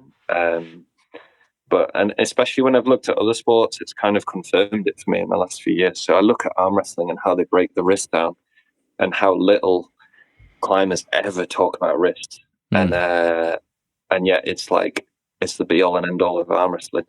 But what's interesting is like they never talk about fingertips today. I said a bit on the latest podcast, and I've never heard them mention the FDP tendon or the FDS tendon or stuff like that. So it's really interesting, like what is meaningful for a sport, and they focus in on, they break down, and you get this fascinating knowledge. And I feel like a lot of good climbers at the minute that are onto that are stealing from arm wrestling. And then the same goes for like grip. I mean, you've had Yves Gravel on, and there's another climber that's a really fascinating crossover who's been on lattice as well, Tanner, who's again like phenomenal grip athlete and was a really good rock climber. So there's these nice human examples at the minute of like crossover and ways of doing things. For myself, I'm still all about the rock and just trying to solve problems near my house. I'm basically a local dosser. I've been there a little bit, but really I don't travel loads. So like stuff I can drive to in Europe is usually my fodder. Like I've been around a bit. Like I've been up Norway and through. I went with Michele Caminati to Italy and stuff. I haven't really been in Switzerland much, actually. That's probably one of my weakest areas that I've in terms of visiting. But I've got to know Font really well in the last kind of 5 or 6 years. I wish I'd kind of gone to Font sooner, because I love, my favourite style of climbing is that sandstone, because it has the whole subtlety, which all this podcast has been about, like robotic numbers and stuff. And the Font just destroys that. It's just like it just says, oh yeah, you've come with all your benchmarks and stuff like this, but have like a very 6 speed plus like Burr Marga at East and like just do it first try. Go on, just 6 speed plus. But there are very, very good climbers that spent a long time on it. But I love that style of climbing. Like I'm very lucky in that Northumberland in my local area is full of Font style sandstone. So when I go to Font, it's like a busman's holiday. I'm just like, oh yeah, I know this game. It's just there's more of it and it's way better. It's a magical place for me for climbing, and I think we're very lucky as Brits to have it so nearby. And what's lovely is like the crossover there. So just meeting people from other areas and stuff. One of my best trips to Font was I met Tim Doyle from Squamish, who's a proper dark horse. Probably shouldn't even mention, but yeah, it was fascinating to see Tim's approach to climbing and just how parallel it was. Like even the shoes he had in his bag, and the fact that when you do a lot of developing, you learn what heels work for what aspects. Like you have your catch heels, your sort of notch heels, your surface area heels, and he even had like the kind of breakdown for those, and also the different toes and things. Like shoes you look at totally differently when you've done a lot of developing, I feel, than when you're like just thinking about what shoe to buy for the gym or whatever. Like we deliberately sniff out what works for what rock type and what aspect. So it was cool, like even just to look in this, but like we were on Duel, and I could just like know what shoe to wear because I could like cross equivalent it from what they were wearing. That's awesome. Yeah, so like stuff like that's great. That's the magic of climbing, isn't it? Do you want to talk about wrists? I mean, I have some questions about wrist strength because I thought that was another area from our first conversation and from hearing you talk with Tom at Lattice that really stood out to me. I'd be interested in that, but yeah, how are you feeling? And is there anything else that you want to talk about with the finger test that we haven't covered before we move on? Yeah, probably 20 minutes to just hit me with, I think we've covered the finger test pretty well without kind of getting a bit more half crimp data. And no, I reckon, like, I think it just overcomplicate things. I think there are other things to chat about in there, but there's such good low-hanging fruit there. And that's where I kind of feel like that kind of diagnostics is best. Like trying to pick out all the vagaries in that and train from it is probably too reductive, and board climbing and climbing is just such a mishmash of different things. But what I would say is, I guess to stress on that finally, the point of it's the beginning point of a lot of our contact in climbing, but it's because it connects to everything else, which I can segue into wrist. I feel like it has a knock-on effect. So if you can't high angle crimp and you're not strong to get in the back of the hold, you're not going to be able to pull out on the hold. If you can't pull out on the hold, you're not going to be able to move slowly above the hold. So hopefully this makes sense to people. Like it's just physics. Like if you can't access the incut well and stabilize it as you move above it, you're going to move quicker. If you're going to move quicker, you're going to have to capture that load when you hit whatever you're going to and stop it. And you either stop that by being good at swinging and cutting loose all the time and having like a grip position that doesn't fail, or you're going to, rinse some body tension and just transfer the weight into your feet and through your core and like do loads of little foot moves and get a little heel on. And, like it has such a knock-on effect, but that's also why these things are so hard to track down. So I think diagnostics are great for just picking up on the black holes, but unfortunately they won't help people's training. If the hardest part is then like getting the brain to fill that in, because the reason why we develop these things and these styles is just like everyone has their own way of moving, and reprogramming, especially as you get older, is a case of old dog and new tricks. Like it just takes that bit more of a shunt to kind of get the brain to do it. But luckily it can be done, and that I'm gradually and I really enjoy that. Like I'm very similar to Ned's philosophy, I think, in that I really enjoy training my weaknesses and not my strengths. I was thinking about this the other day, and I think I could do a lot better if I just trained my strengths for sandstone. Because I think, like, I'm like 6 foot odd.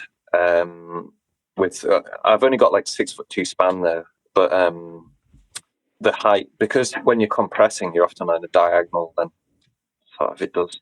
My span works out. I've never really like not been able to span anything. There's been a few times in Font I've been close, but I've got up stuff like endemic climbing by just like relaxing my shoulders and just getting the span in. But yeah, like if I trained, I've been trying to think like how I would train my strengths for sandstone and if I should play around with that. But I just think I enjoy training my weaknesses because for me it's more fun. It's like the low-hanging fruit. Whereas training your strengths, some climbers do it brilliantly and it's the best way to get up the grades. But then you come into the whole philosophy of like, what are you climbing for? Are you climbing for that personal satisfaction and a feeling of moving over a rock, or are you climbing to sort of prove something to yourself and other people? And it's not often never black and white. It's like it's a blend, isn't it? But I've spent so long it's only been literally in the last 2 years I've had anything really to go out in the lakes of substance, thanks to Aidan. And now, but most of the things in the lakes are projects that are, in fact, nearly all of them are projects that are either the stand-up's mine or something I've had a relationship with in the past and have known about, because it's really hard finding stuff. You could do a whole podcast on how bloody hard it is finding rocks, but it's so I've got those to go at now. But in Northumberland, there hasn't been the kind of next generation development that have kind of put up things. It's still mostly me and the old boys rattling around over there doing new stuff. So it's nice because I have loads of projects to myself, but it's rubbish in that I just don't have like that shunt from the next generation, which will likely come. Like, I'm sure like there's so many good climbers popping up now, and Will Bosey and Aidan are both quite semi-local to the in that Aidan's got his band now, and Will's from Edinburgh when he's up near his family, and actually that's only an hour down to where all those projects are. So it's very likely in the next couple of years that the hard stuff will start going up. So if I want to take the county, I've got one dino left, pretty much, that's stopping it. Wow. The whole problem of CRISPR. And I have done it, and it gave me a finger injury. It's dino from mono, and I need to get that done. And if I can be asked to get that done, I think that's my only window, because I think when those boys get started, I'll be out of the game. But that Take is the county. I love that. But there's awesome. there's not that many great problems there. There's probably only 90 at the minute or something. That sounds like a lot to me. That's awesome. It's decent. Like, we can be semi-proud of it, but it's not fun or anything. It's like 300, God knows what. Okay, we've got about 15 minutes left. Let's dive into the wrist training. The first time you and I talked, you started by giving me a tour of your training room here. And I'm like staring at this beautiful climbing board behind you, and I'm tempted to ask about that, but we can save that for round two, if you're up for that. But so you just pretend it's a clip and climb. But yeah, so you showed me your training setup, and you showed me your collection of grip implements, and you said grip is like my staple food. It's like the thing that you do all the time. And so I'm really curious, very simply, I mean, I know I asked about wrist training, and that can certainly be your answer or can be connected to it, but what are most climbers neglecting? And I'm curious, if you had to just give every climber listening to this one exercise to work on, either for general grip training that translates to climbing in your experience, or specifically for targeting their wrist strength for climbing, is there anything that comes to mind? Or is that even the right question to ask? No, that's pretty good. I mean, like, one arm half crimp dead hang would be like your great staple that it just works. Huh, I was not expecting that answer. That's interesting. You think that gets the wrist? No, not the wrist at all, but like just in terms of like if you were on about wanting to train or whatever. Oh, okay, gotcha. I just think it hits a lot of bases. But in terms of the wrist, the real interesting thing now is like indoor and outdoor climbing are kind of diverging, and indoor climbing still isn't hitting the wrist with a lot of indoor climbing holds. They're making all these big fiberglass holds, but they keep putting the hold at the front because it's more interesting if you like curve it and carve the pinch and things, and they're not putting the hold over the back like the font slopers hit you, or some of those granite curves. I'm trying to think of what areas have kind of like, you see, slopers are a little bit niche depending on where you live.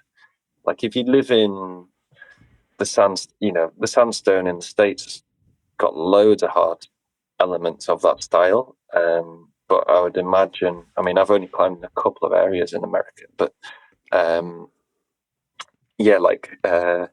Joe's Valley or something. You could probably play like Spot the Sloper and not do very well. It's an area with a crap ton of crimps and pockets, and a true sloper, like wristband sloper, it's just not that applicable. Whereas say like in Little Cottonwood, which if you're a Salt Lake local, is going to be on your same sort of hit list for where you want to go. There's that, is it Bear Claw Traverse or something, that 8A plus? I think I did that on my first day in America. But it's just like loads of slopers, slopey traverse in the main area where Copperhead and stuff is. And it's got something to do with bears. I don't know that one. No. Anyway, granite, it's full of slopers if you want to go looking for them. So indoor to outdoors, I think this is where people will see a big hole.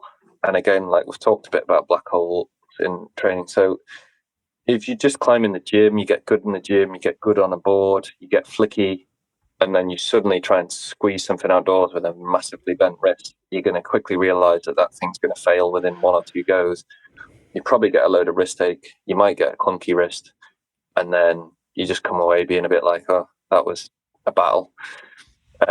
Whereas if you've trained your wrist, and if you had an arm wrestler's level of wrist strength, you'd just be like, oh, that's a total jug.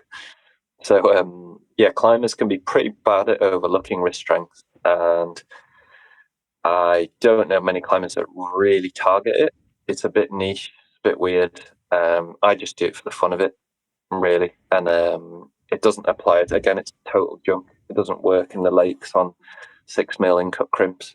What I would say is don't overlook the extensors and stabilizing the wrist when it's in the extensor position, which again, there's a divergence between climbing and arm wrestling because they never train their wrist back really, because essentially you're looking at a loss.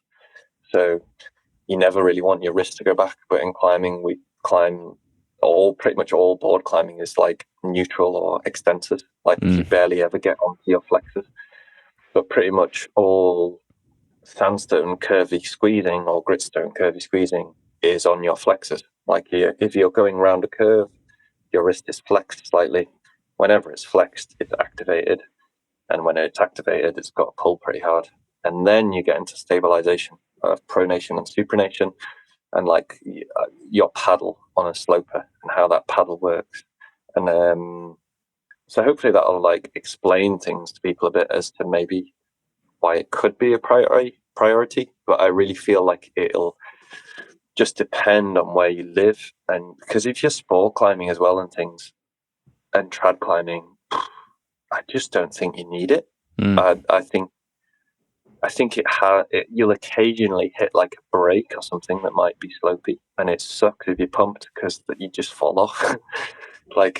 Slopers plus pump are horrendous, aren't they? If you've been to those sport climbing areas that have them, there's a few routes in Australia and things that are a bit like that.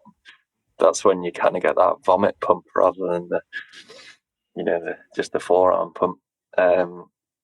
But yeah, when it just depends on where you live, and again, indoors, it does help. There's a lot of other weird wrist strength, and actually, guppy strength on volumes is way more beneficial in comps than your sloper strength. What strength? Say that word again. Guppy. Oh yeah, that's another one that gets. What does that mean? Loads of different terminology. So, loads of volumes are triangles, and you essentially just flex your mid, and your It's like a meat wrap grip or something like that. Meat wrap, where you're squeezing between your palm and your fingers. Yeah. Yeah, and you often have a lot of wrist flexion like this. That's actually how I injured my arm. Was on a downhill volume meat wrap. And I was pulling really hard, making up an eliminate in the gym, and I'd just been there too long. Been there 3 hours because my wife and I had the odd one of these rare days where we didn't have kids, and I forgot that I was massively unconditioned, and just tweaked it, but it's taken ages to fix, and I was probably tired from playing around with doing silly wrist things as well. But yeah, those guppies or meat wraps on volumes can be really pinky based if you hit them on the outside, or index based. and that's massively pronator and supranator dependent. And then in terms of deviation and what an arm wrestler would call the riser, which is it's like abduction and adduction, isn't it, of your wrists? But those are all things that people might want to pay attention to if you're wanting to work on that strength for comps.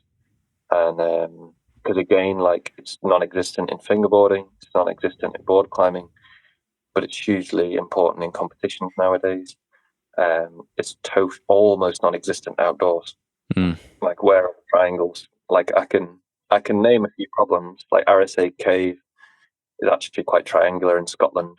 That has a lot of Dave McLeod's harder problems on. It's like a really cool AA there called triangulation. There you go.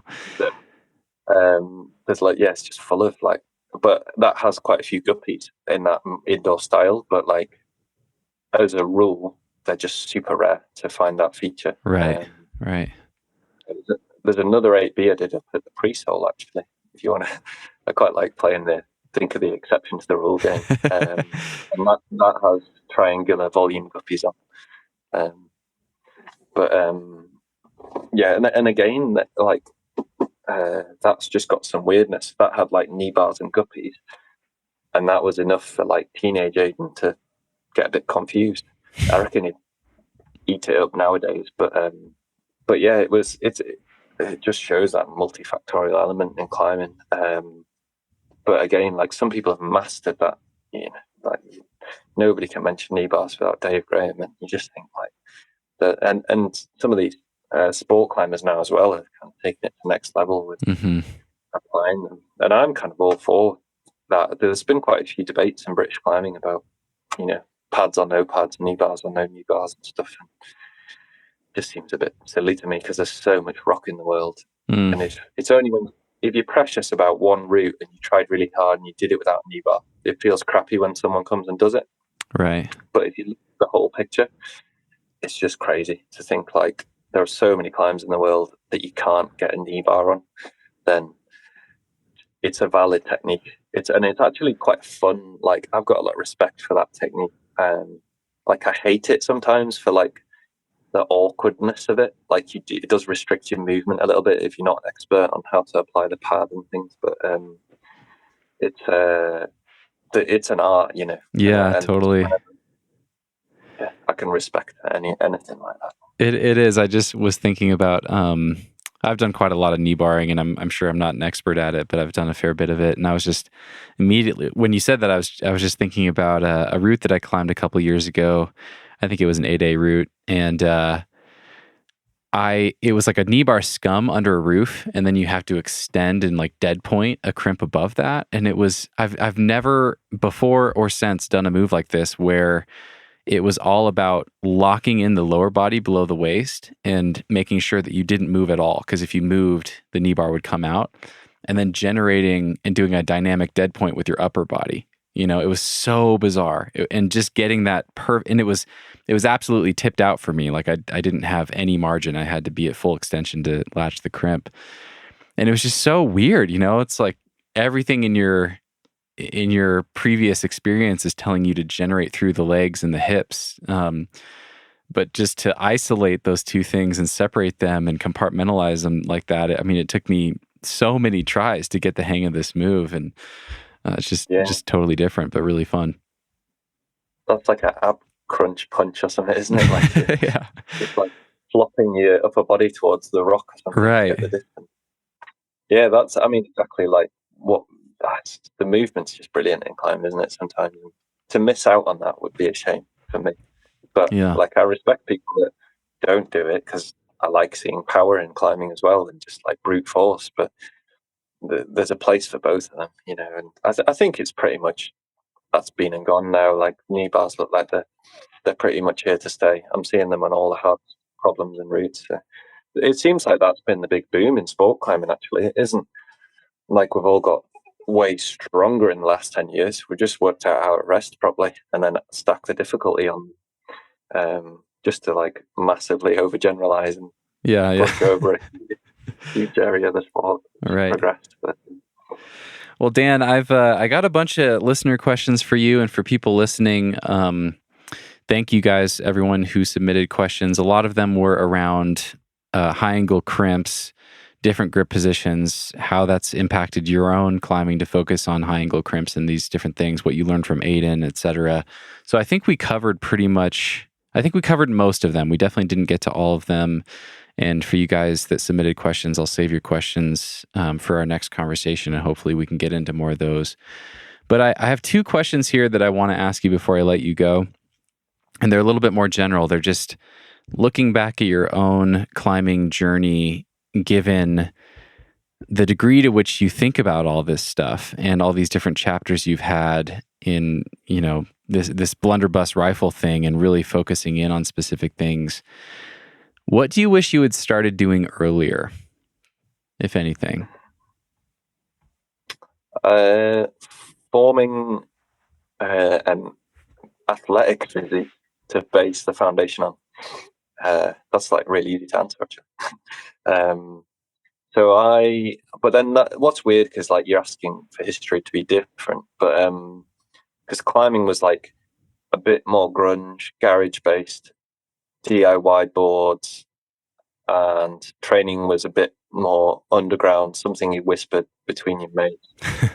So to go from that to like full blown, like, oh, I'm gonna like hit the gym and develop a really balanced physique and then tailor it to climbing would be like just mental to think of doing that in the 2000s. Whereas now I think that's what the kids are doing to get the next level up, because ultimately the pitfall of just going down the road of boards and fingerboards, which I think I was lucky in that I guessed that pretty well in my late teens.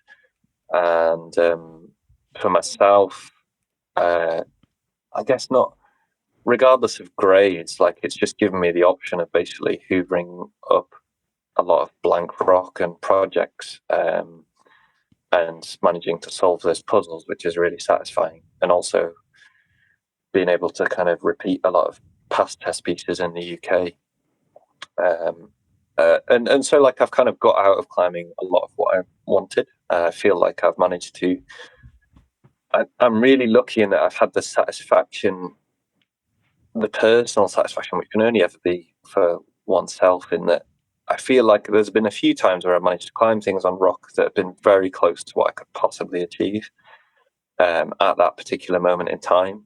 Now, those styles have changed over the years, but I could definitely have climbed harder with more of that athletic approach. But would I change it?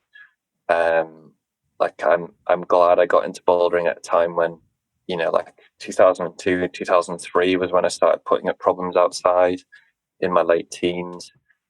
And that really feels like the boom time of bouldering, like what was Bishop like then, and, Fred Nicole, and was just starting to explore those areas. And, I've been lucky enough to meet Sam Edwards over the years, who, he flew through Bishop around that time and did that goldfish trombone and things. Oh yeah, another like amazing world dark horse. And and then the Mandala and Spectre and things they were all so inspiring at that time, and I wasn't anywhere near that level in those days. But just to have been around bouldering and to have been like even just sort of an observer at that time, I feel like that has been such a cool period of bouldering from like those days to where it is now.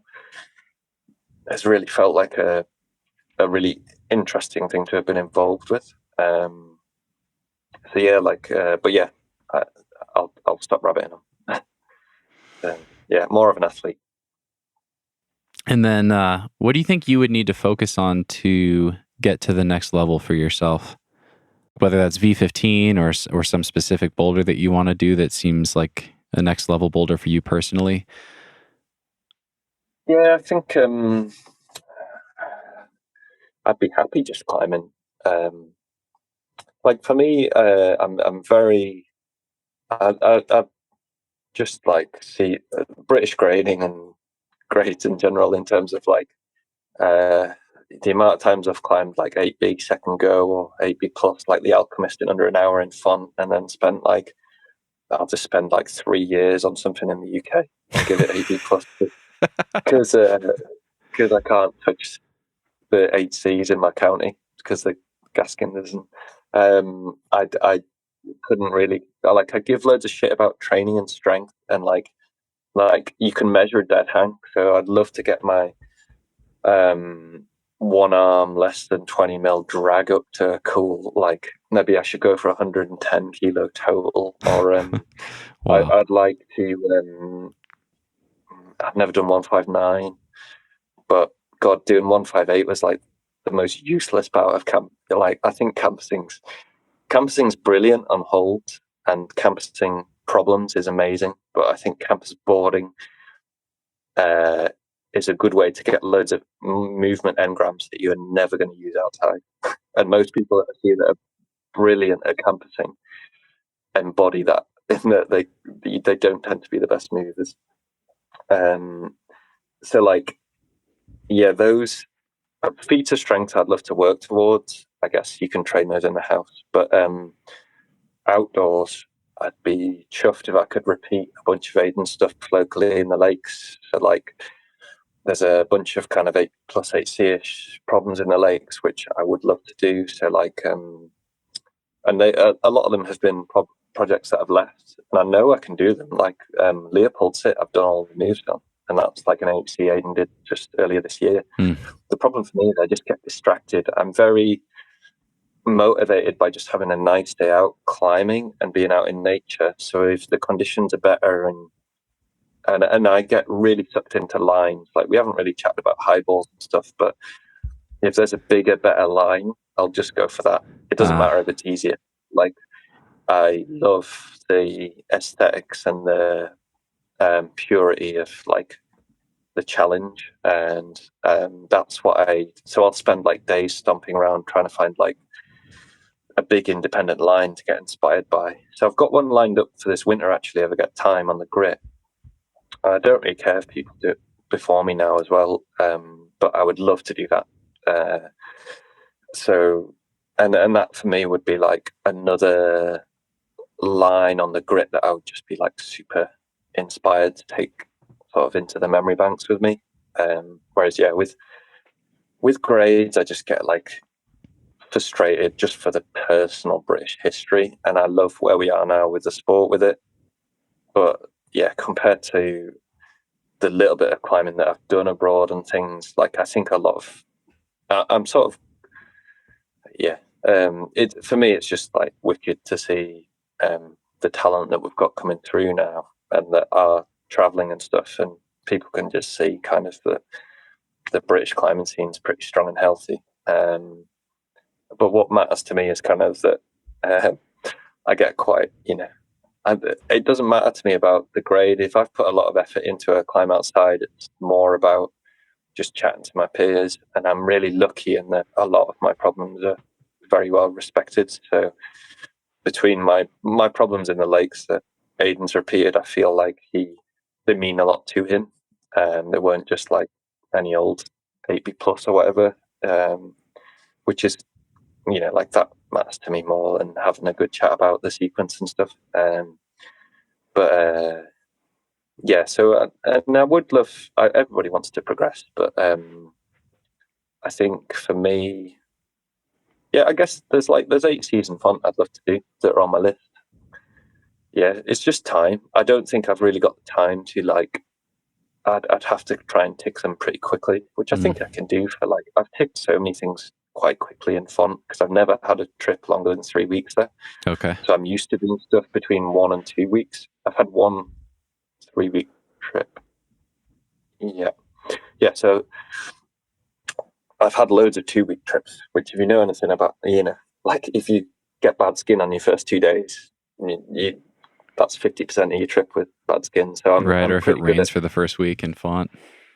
Yeah, which was my last trip. It was but I've been really lucky and I've had some great weather on trips over the years and stuff. So I've got through a lot of what I wanted to do in font. So actually, and I kind of worked my way up. So I've only really got a lot of the harder stuff to do above 8B plus and above is where I've got a huge hole in my font resume. So actually stuff, like the Big Island, that's the last of the old Black Star 8s I haven't ticked in font. I've done the rest of them. Of the new Black Star 8s, I've got a few more, but it's under 8, I think. But again, that's a crap measurement because there's so many things that are good in font that have no stars. So now I think I'm just kind of looking at the new problems that have been put up, like Thomas Collignon and Oliver Le Breton are amazing and inspiring, that they're in their 40s and still doing incredible lines. And then Guillaume Joubert, a cool young developer in font, very, very inspiring stuff. So, but I've got those to go at, and I've got the kind of the hard stuff. So like Delirium Assist, I'd love to do. I kind of spotted that before, and that's an 8C of Charles's. Big Island, I'd love to try. So it's just like, if I get a trip and the weather's good and they're there, I'll get stuck in. But I do need to kind of get. I'm in the thick of it with like young kids and just general, like, I'm working with young kids and I'm doing my house up at the minute. So I'm not like, I'm playing the long game, and but not by choice. And yeah, I think I'd. But I'm just happy. Like, if I can, I've been really happy with kind of a lot of these training styles that I'm emulating from Aidan and things, and I just feel like maybe to demonstrate it to people, that would be so that's partly why I would like to repeat those problems. But I feel like a lot of the problems Aidan's done, they're a bit binary. You can do them or you can't, in that a lot of them are so power based in fingers especially, that you tend to make them look easy-ish if you can do them, if you can pass that bar. Whereas there aren't too many tricks. There are a few, because he's done a few things so quickly, he's just missed the best beater. But yeah, so there are inspiring lines in the legs for me to work on. But yeah, I'm just like, I'm quite easy come, easy go. I love training and working on that, but in terms of climbing, I just I value sort of happiness over performance more. So that just means going with my heart and what really inspires me. And that can be an 8A slab, a 7C plus, or 8A mantle, because those are flipping, like, if you tried any British mantles, 8A mantle is pretty full on. I can't even imagine what that would feel like. Yeah. Yeah, there's some sandbags in Britain for like stuff like Ned Zeppelin, or we went to this place called Hell's Mantle on the Grit, and that's still got some great projects at. But I got me and Ned and Dave Sutcliffe all went, and we were just missing Ben Bransby, who's like one of the other best mantlers, and we would have had like the dream team. But we had 3 out of 4, so we were pretty good. And again, like, that was a bit midsummerish, so but I went back in really good conditions and did this kind of like hybrid problem with a bit of hard crimping and then like a 7C plus mantle that me and Ned did previously. And stuff like that I find really inspiring, because it's like a different style and fun to work on. And so yeah, just local projects for me are as motivating as sort of something that's would be like a big number that's gonna like turn heads, because that's kind of, I mean, I'm lucky in that I'm in a low pressure, I don't need to turn heads, so I'm inclined to just go that way. Well, awesome, man. I think it's I've been greedy with you. I think it's time for you to put your kids to bed, but I just want to say I really appreciate this. This is so fun for me. It's definitely super helpful for me. I'm excited to take this advice and, like you said, use it and apply it to myself, and share the results with everyone listening and see what happens from it. But yeah, I really appreciate the time. And for everyone listening, I still have about a page of notes at least that we didn't even touch on. So if you enjoyed this conversation, let us know. And if you want to hear us talk about Dan's spray wall and how he thinks about setting up a spray wall, he's got one of the most unique spray walls I've ever seen. That's a teaser. So if you're curious about that, I was curious to hear about your time management and what you focus your time on when you are limited on time. Because I was surprised to hear that you're not spending much time climbing on your board because you're focused the little time that you have on other priorities. If you want to hear us talk about outdoor tactics and finding boulders and highball mindset. There's so much we could talk about. So yeah, if you guys want that, let us know, and hopefully we can do a round 2. But for now, I appreciate you. Thanks so much. Yeah, and if I'm a boring bastard and sick of me, What was that? but if I'm a boring bastard and people are sick of listening to me rabbit on, then yeah, I'm happy just to crack on in silence. You've got to give them both sides. There's a lot of geeks out there, man. I think people are going to be psyched to test their fingers and to get into this high angle crimp training. I think it'll be great. So yeah. I think so just to finish for yourself, I think the main thing, if anyone can take anything away from when you split your grip up, just the main thing is making sure you just copy and paste that when you break it apart to be as applicable as possible. And then you should stimulate the right nerves and you should wake stuff up. And then when you can wake stuff up, you'll hit those parts that have been, a bit sleepy. And everyone's got sleepy parts of their game, so, and we're not all going to end up at Fontainebleau, but what I would say is surely everyone can get a bit more progression out of their fingers if they find like the slack and sleepy parts. And what's cool for you, especially with your middle finger, is that's like a finger that can take a lot of load biologically. It's the big strong one. So for you, I think it's something to do with like the way you've got into climbing and a bit of like the way you sort of stimulate your grip, and maybe you just haven't had loads of dynamic, high impact load that's forced it to sort of wake up a bit. And I think that would be dangerous to just jump on, like just be flicking around, like loading up like one arm. I used to do this thing where I just could jump and drag campus rungs on one arm. It's crazy to think I used to do that now. So just capturing that feeling and making sure that that's what you copy and paste onto your training is the best way of, if you're going to split your grip up and stuff, just try and do that. And I'll leave it there because hopefully that's probably my best takeaway point. On that note, though, maybe we should end with some goals for me. So for the pinky open hand, I'm at 16 kilos. I'm going to try to get up to 20, like you said. And then my middle finger in a crimp position is currently at about 16 kilos, 16 and a half. What's a good goal for me, you think, with that? And I'm thinking long term. I'm thinking like over the next couple of years, something to work towards. Couple of years. Okay, couple of years above 25 and shorter term 2 to 3 kilo jump. Okay. In 6 months. Okay. Ish.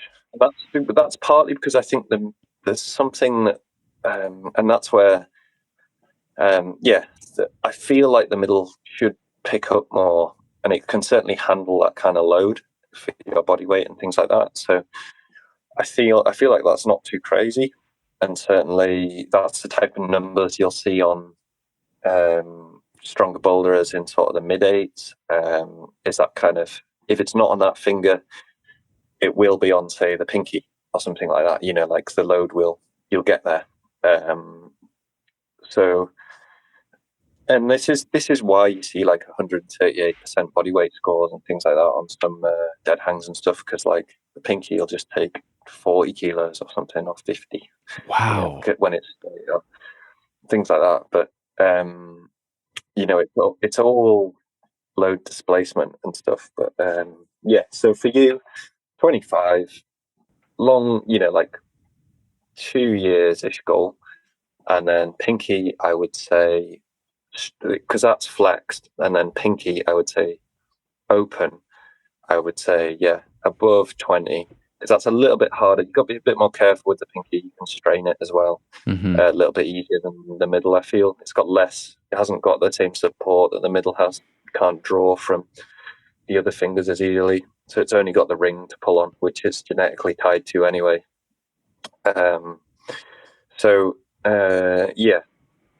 20 kilos, and then if you could get I would say that's a safe goal. I wouldn't say like how much above 22 would be like pushing things, Okay. But if you take that and you could apply that to half crimp, I think what if you just bought yourself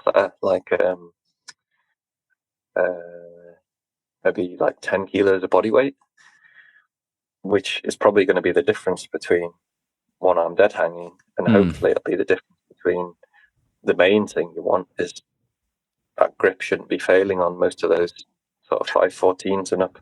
Right. So yeah, that's the best way of looking at it, I think, is like what sort of load are you going to be putting through your fingers on those roots, and when, and how can you keep failure at bay? Mm-hmm. But the thing I really shouldn't talk about is root climbing, fitness, power endurance, stuff like that. Yeah, I can't help you there. Just get like some person that's been climbing for like 2 days on roots, and they'll give you better advice. This has been amazing, man. I'm really excited to integrate some of this stuff, and I'll just be grinding away with my finger training per usual, and I'll keep all you guys posted. But thanks again, Dan. No, thanks. Cheers for the chat. Yeah, it's been great fun, Stephen.